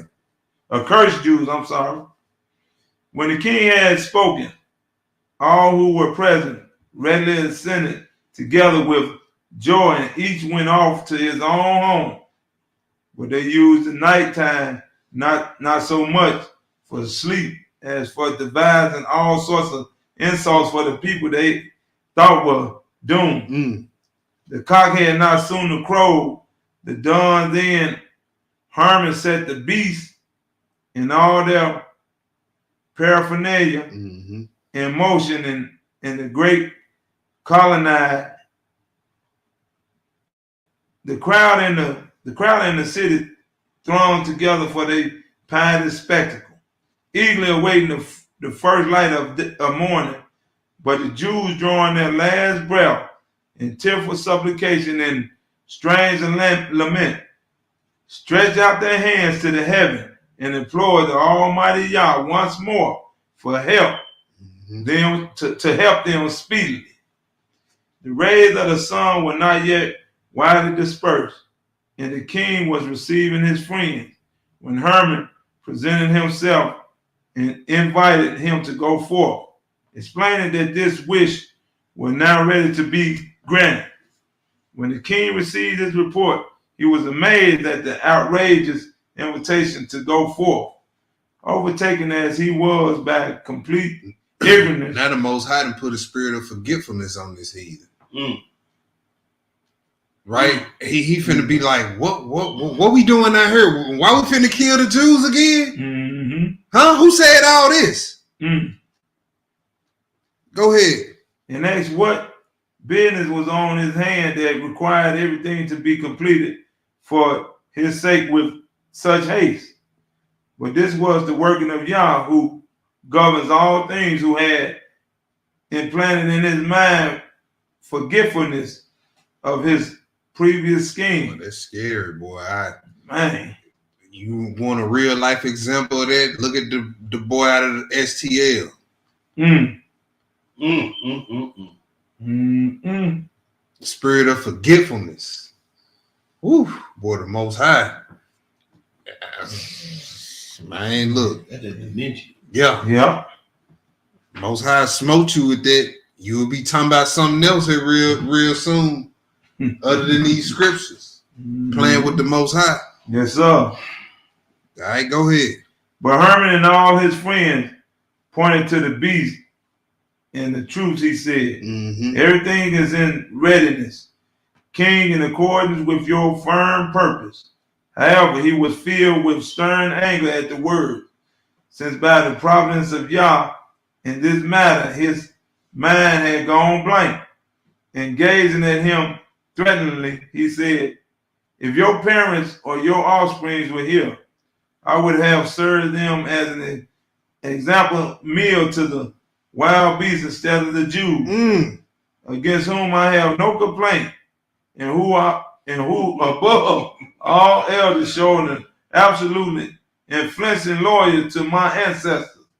Instead, if it were not for the affection that comes of our habitual companionship in your service, your life would have been taken instead of theirs."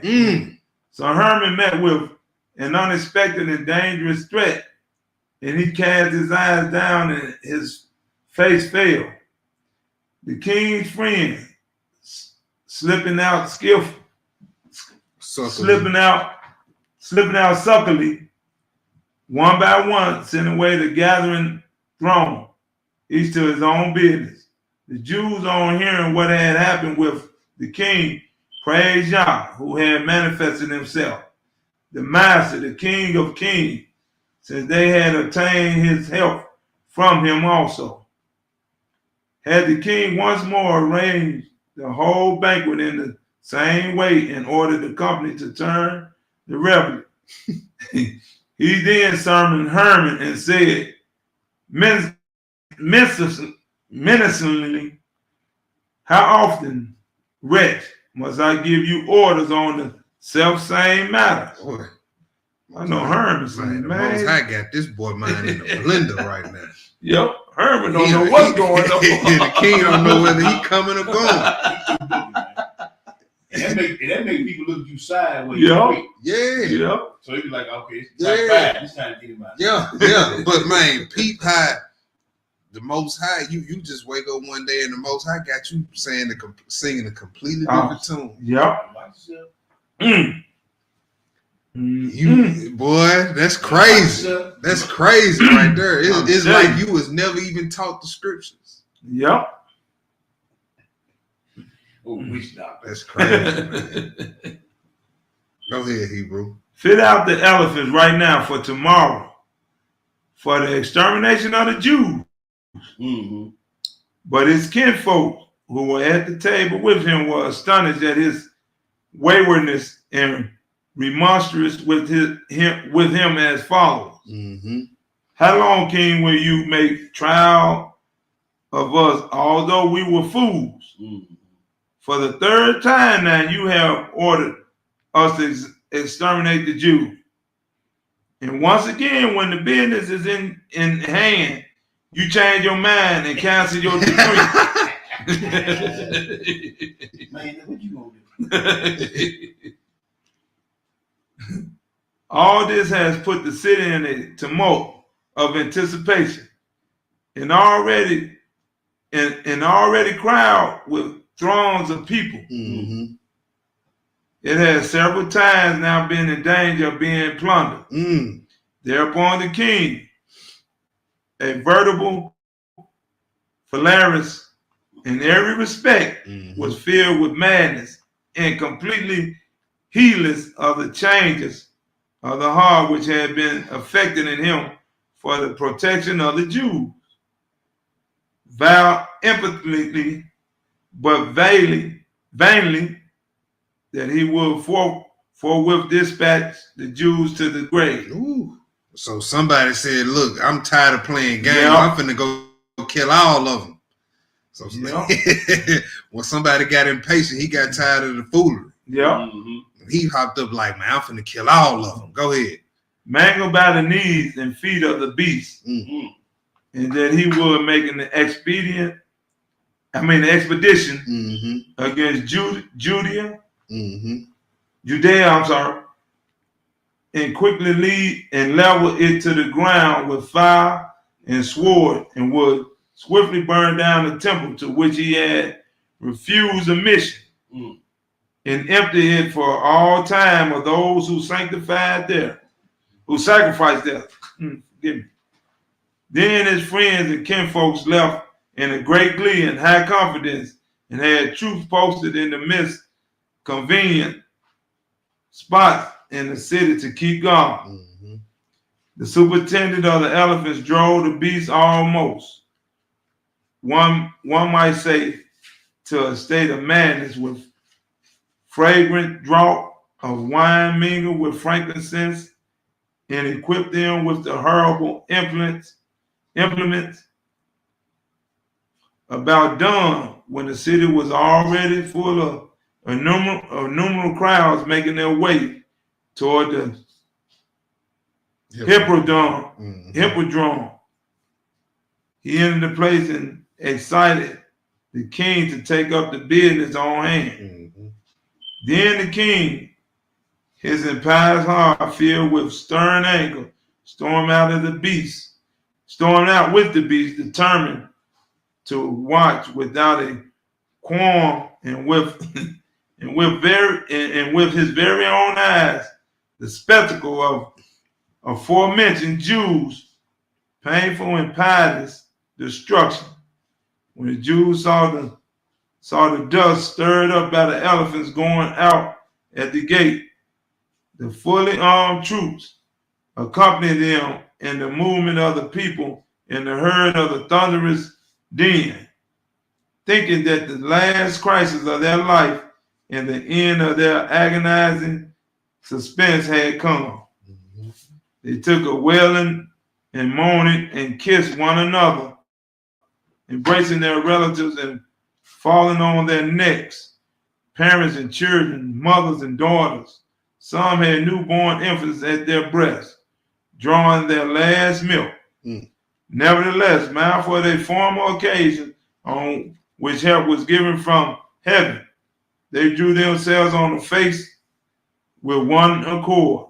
They removed the babes from breasts and cried out with an exceedingly great shout, imploring the ruler of all powers by manifestation to show mercy to them now that they were standing at the very gates of death. All right, that's chapter 6. Mm-hmm. It's chapter 6. All right, so this Eleazar who we read about in the Apocrypha, right? Mm-hmm. Go ahead. A certain Eleazar, a man distinction among the priests of the country, already well advanced in years, and a shining example of all life virtues, directed the elders around him to stop calling on the holy God and pray as follows. King, great in power, most high, all-conquering Yah, who governs the whole creation with mercy. Look upon the seed of Abraham, upon the children of Jacob, whom you sanctified, the people of your sanctified inheritance who are perishing unjustly as strangers in a strange land. Pharaoh, the former ruler of this Egypt, with the multitude of chariots, high and mighty in his lawless insolence and boastful tongue, you destroyed in the depths of the sea with his proud boats, with his proud host. Father, causing the light of your mercy to shine upon the people of Israel. Sennacherib, the cruel king of the Assyrians, exalted in his countless host when he had subjugated the whole earth by the spear and was lifted up against your holy city, uttering grievous words with boastfulness and insolence. You shattered, Lord, displaying your power openly to many nations. Go read that in that Isaiah about the king Sennacherib was talking smack. I believe it's Isaiah 38. And then the Most High said something that you heard Israelites saying today. He said, I'm going to blast him. Yeah, like you heard Israelites saying that today. That's what the Most High said about King Sennacherib. I'm going to blast him. All right, go ahead. The three comrades in Babylonia who are of their own choice gave their life to the fire rather than serve idols. You delivered unharmed to the very hell they had, making the fiery furnace like dew, and you sent flame upon their enemies. when through the slanderous accusations brought against him out of Emory, Daniel was thrown to the lions underground as food for beasts. Mm. You brought him up to the light unscathed. When Jonah was pining away, unpitied in the belly of the monster of the deep, you, Father, restored him unadjured to all his household. So now, you who hate, insolent, full of mercy, protector of all, manifest yourself swiftly to those of the people of Israel who are outrageously threatened by the abominable and lawless heathen. If our lives are subject to penalty because of impious deeds in the course of our sojourn abroad, rescue us from the hand of our enemies. Master, and destroy us by a fate of your own choosing. Let not those who think vain thoughts bless the vain gods for their destruction of your beloved people and say, not even their Yakas rescue them. You who possess all might and power, eternal, look upon us, pity us by the mad insolence of a lawless man. Let the heathen fear your incomparable power this day. Highly honored one, who are continually mighty to save the people of Jacob. The whole multitude of children and their parents implore you with their tears. Let it be made clear that all the nations that you are with us, Master, and have not turned your face away from us. But even as you have said, not even when they were in the land of their enemies have I neglected them. So bring it to pass, Master. Let me see. All right. Okay, I'll take go down. Just as Eleazar was finishing his prayer, the king arrived at the hippodrome with the beast and the whole wanton area of army. And the Jews observed it and raised a great city to heaven that made the surrounding valleys ring with the sound and struck uncomfortable terror in all the hosts. Then the great and glorious and all-conquering and true Yah revealed his glory, his holy face, and opened heaven's gate, from which descends two angels, clothed in glory and awe-inspiring appearance, visible to all except the Jews. And they confronted the forces of their adversaries and filled them with confusion and timidity, and bound them with immovable feathers. The king also experienced a shuddering in his body, and his gross insolence faded to nothing. And the beast turned back on the armed force that followed them, and they began to trample them down and destroy them. The king's anger was now turned to pity and tears on account of the scheme he had previously devised. For when he had heard the outcry and saw them all prostrate to meet their death, he wept and angrily threatened his friends, saying, you have served the king's power and excel tyrants in savagery, and you even attempt to deprive me myself, your benefactor, of my rule and indeed of my life, secretly devising measures that are deleterious for my kingdom. Who has driven from their homes those who held the fortress of our country? With such loyalty and stupidity, muster them here, each one. He has so lawlessly surrounded with torments those who from the beginning have in every way exceeded all people in this goodwill towards us, and have frequently submitted to the worst dangers confronting men. Loose completely those unrighteous bonds. Send them back to their homes in peace, asking their forgiveness for what has been done to them. Release the sons of the all-conquering living Yah of heaven, whom from the times of our ancestors until now has conferred upon the estate an impregnable, That's right. impregnable stability with glory. So the kings spake. The Jews were released forthwith with and blessings and blessed by holy God, their Savior, for their narrow escape from death. What verse you at, Hebrew? I'm at 30. Okay. Verse 30, chapter 6. Yep. Wait. Oh, okay. Let me pick it up. Yeah. Then the king left for the city and summoned the keeper of the public revenues. He ordered him to supply the Jews with wine and all the perquisites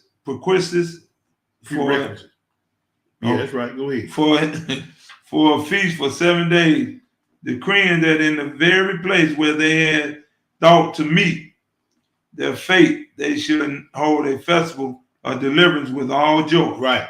Then those who had been reviled and had just been close to the grave, or rather had already had one foot in it, instead of a bitter and wretched faith, held a feast celebrating their deliverance, and filled with gladness they portioned out of the different festive groups the space that had been made ready for their destruction and burial. So all the time, a lot of times we see where the Most High take things that people use, just like you see in the book of Esther, right? Where the dude was going to use those gallows to hang the Jews. Now these same places, these same things, the Most High to take and turn around, and now we using it for a festival. We use it for a celebration, and that's why we tell the people so many times, man, stop. Don't be so caught up in your situation, because the Most High can take that whole thing. It said, man, for those who love the Lord, He gonna take that thing and use everything for your good. That's right. For those who love the Lord, now. That's right. You know what I'm saying? So we have to understand. We have to understand that everything ain't really here for to destroy us. It's just to test our faith. But go ahead. Come on, you sure right. They left off the mournful sound of the dirges and took up the song of their fathers, praising Yah, the deliverer and worker of wonders, and laying aside all wailing and lamentations. They formed dances as a sign of the joy and peace they had come upon them. The king likewise held a great banquet in celebration of all that had happened, and it endlessly returned solemn thanks to heaven for the unexpected deliverance granted to him. But those who previously imagined that the Jews were doomed to destruction and to become a prey for the birds, and had joyfully conducted the registration, now groan at being covered with confusion and having their blazing effrontery, What verse you in? 35. blazing effrontery, I'm gonna get this right. yeah, Ignominiously. I don't know. yeah, Quenched. quenched. The Jews, however, as we have said, having formed the dance just mentioned, spent the time in festivity with glad thanksgiving and songs, and they laid down a general ordinance on their matters to have effect wherever future generations might sojourn, that they should celebrate the aforementioned days with the festival of joy, not for the sake of drinking and gluttony, but of the deliverance that they had come to them through Yah. The next petitioned the king requesting him to dismiss them to their own homes. Now the process of registration had gone on from the 25th day of Passion. Pecan, I guess. We in chapter 6, Yes. verse 38. The third Third Maccabees. Maccabees. Back home. Mm-hmm. Back home to the 4th. Man, Epiphany. Epiphany. For 40 days.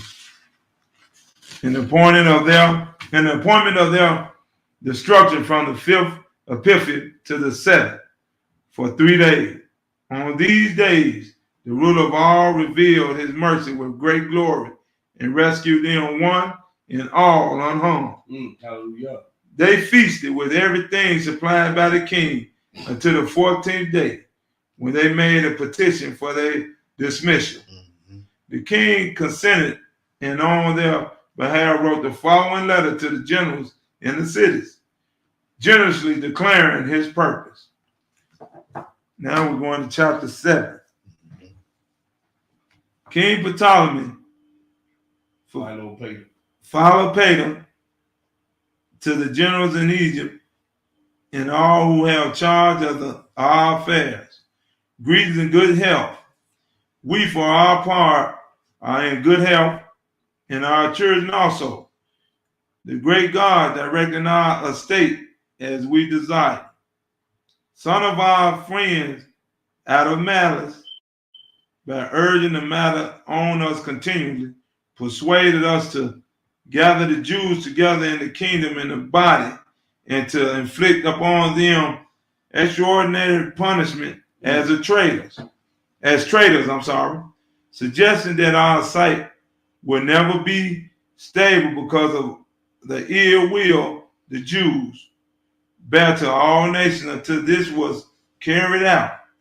So they brought them down with atrocious treatment as slaves, or rather conspirators, as they sought to put them to death without legal trial or even investigating, decking themselves out with cruelty more savage than the law of the Scythians. But because of the fairness we showed to all men, we reprimanded them for their conduct with stern threats and barely granted them their lives. And knowing of a surety that God in heaven protected the Jews, and alliance with them continues like a father with his children, and taking account of their unshakable friendly dispositions toward us and our ancestors, we have justly observed them of any blame whatever, and we enjoyed all should return, each one to his own home, and that no one should do them any harm at all in any place, or reproach them for the unreasonable penalties inflicted on them. Be sure of this, that if we devise any evil scheme against them or cause them any trouble, we shall have not man, but the Most High God, who is ruler of all power, as our adversaries, to exact vengeance for what is done. Inexorably, in all circumstances and for all time, farewell. On receiving this letter, the Jews did not at once make haste for their departure. Check this part out. But requested further of the king that those of the Jewish people who had willingly transgressed against the holy God and his law should receive due punishment at their hand. Stressing that those who had transgressed the divine commandments for their belly's sake. For what sake? For their belly's sake. So when people take the mark, it's going to be for belly's sake. No matter what they try to tell you, man, we weren't eating. Man, I got a newborn, man. I just couldn't, man. Yep. You don't worry about that. Go ahead. Will never be well disposed to the king's business either. The king acknowledged the truth of what they said, and praising him, he granted them fully indemnity to destroy without who let or hindrance or any royal license or investigation those who had transgressed the law of Yah The king anywhere in his dominion. King said, "Hey, look, this Israelite business. Do what y'all got to do. Yeah, take care of that. Y'all ain't now when y'all gonna do a day in jail. Do what y'all got to do. Handle that business. They're like the birds to me. Better them than me. That's what the king So thinking it at is. this point. Better them than me. Yes, sir. Go ahead. All right. Then applauded him and was fitting. The priest and the whole multitude departed with joy, shouting the hallelujah. Any one of their countrymen they encountered on the way who had become defiled, they punished and put to death. As a public example, on that day they put to death over 300 men, and they kept it as a joyous festival, having subdued the unclean. But those who also held fast to Yah, even unto death, enjoyed the full advantage of their deliverance and departed from the city, crowned with all kinds of fragrant flowers, giving thanks to Yah of their father, the everlasting Savior of Israel, with gladness and with shouting and songs of praise and melodies, hymns. When they had reached Ptolemais, called rose-bearing because of special characteristics of the place, the fleet waited for them according to their general wish for 7 days, and there they held a banquet to celebrate their deliverance. The king, having generously supplied every one of them with all they needed until they arrived at their own homes. And when they had completed their voyage in peace with appropriate thanksgiving, thereto in the same fashion as before, they decided to make these days also during the time of their sojourn festival days. They also consecrated them with an inscription on a pillar, and having dedicated a place of prayer on the site of the banquet, they went away unscathed, free and filled with joy, and were conducted safely by ordinance of the king over land and sea and river, each to his own home.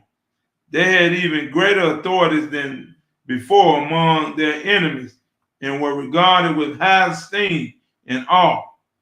No one at all extorted their property. They recovered all their possessions according to the register, and those who had anything of theirs returned it to them with great fear. The great God, who had perfectly accomplished great things for their salvation. Blessed be the deliverer of Israel forever. Amen. Amen. Hey, that's the lesson. Israel can't be faded. Part Ooh-wee. 2. All praise, All praise. Hallelujah. Always gonna have that supernatural assistance. Whenever the decree of death comes down for the whole nation of Israel, Most High ain't gonna let it happen. He ain't gonna let it happen. He has a way that he's gonna deal with his people. The 2/3 getting whacked. The other part that's left, he gonna bring with him through the fire. Right? It'll never be a time where a heathen nation will be able to completely wipe out the Israelites. Never. That's right. That's it. All praise. Excellent lesson, man. Edification and glorification to the Most High. Yes, sir. Edification for his children. So, Yes, I want sir. to thank these brothers. Want to send a special shout out to my beloved brother Cole stepping in. Had to take care of weightier matters. So the brother, as always, when I call this brother up, he always ready to put in work no matter what or where it is. So I want to thank that brother for stepping in tonight. All praise to All praise for the young lad coming through with another spirit-filled lesson. Yes, sir. You know All what I'm saying? praise. So thank y'all brothers for taking care of that business. Want to say we're going to be online tomorrow. Online, I think Brother Amnon will be feeding the people tomorrow. And we pray that y'all tune in tomorrow, 1 p.m. Yes, sir. And still counting down to the Passover. Yes, sir. Still counting down to the unleavened bread. Yes, sir. Still waiting on brothers and sisters to get it right before Passover. Yes, sir. The scripture said in Leviticus, you cannot partake of the peace offering, Passover, or the trespass offering, atonement. Come on. When you unclean. He said that person shall be cut off. Cut off. Don't partake of the peace offering or the trespass offering. Unclean. We seeing many signs and wonders in the heavens. We seeing a lot of stuff going on. And this is not the time to be playing with the Most High. This is not the time to be playing with your immortal soul. It's time to clean up. You saw the thumbnail. You saw the thumbnail. You gonna fade away. Don't fade away, brothers and sisters. Don't let pride, arrogance, envy, and Love for Babylon get you cut off. We want to thank all the brothers and sisters in the chat tonight for joining us.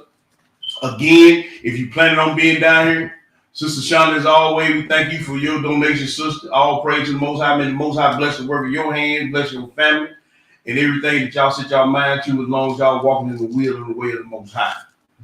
We want to say to all the brothers and sisters who plan on being down here for Passover, please let us know at your earliest convenience so we can make plans to accommodate you, get you some discounts on some room rates, and make sure we have enough food for all our brothers and sisters who coming in out of town.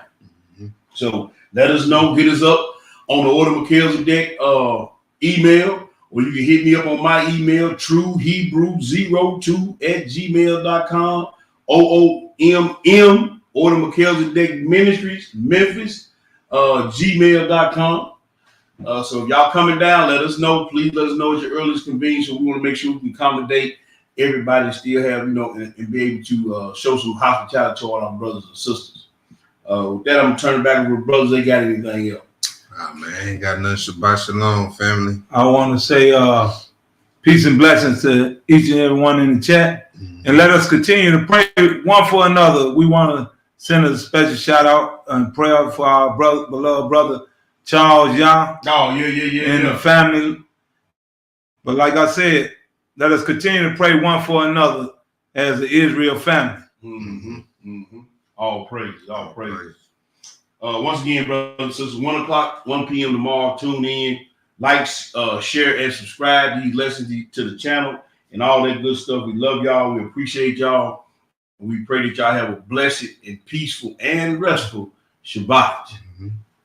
Shalom. Shalom, family.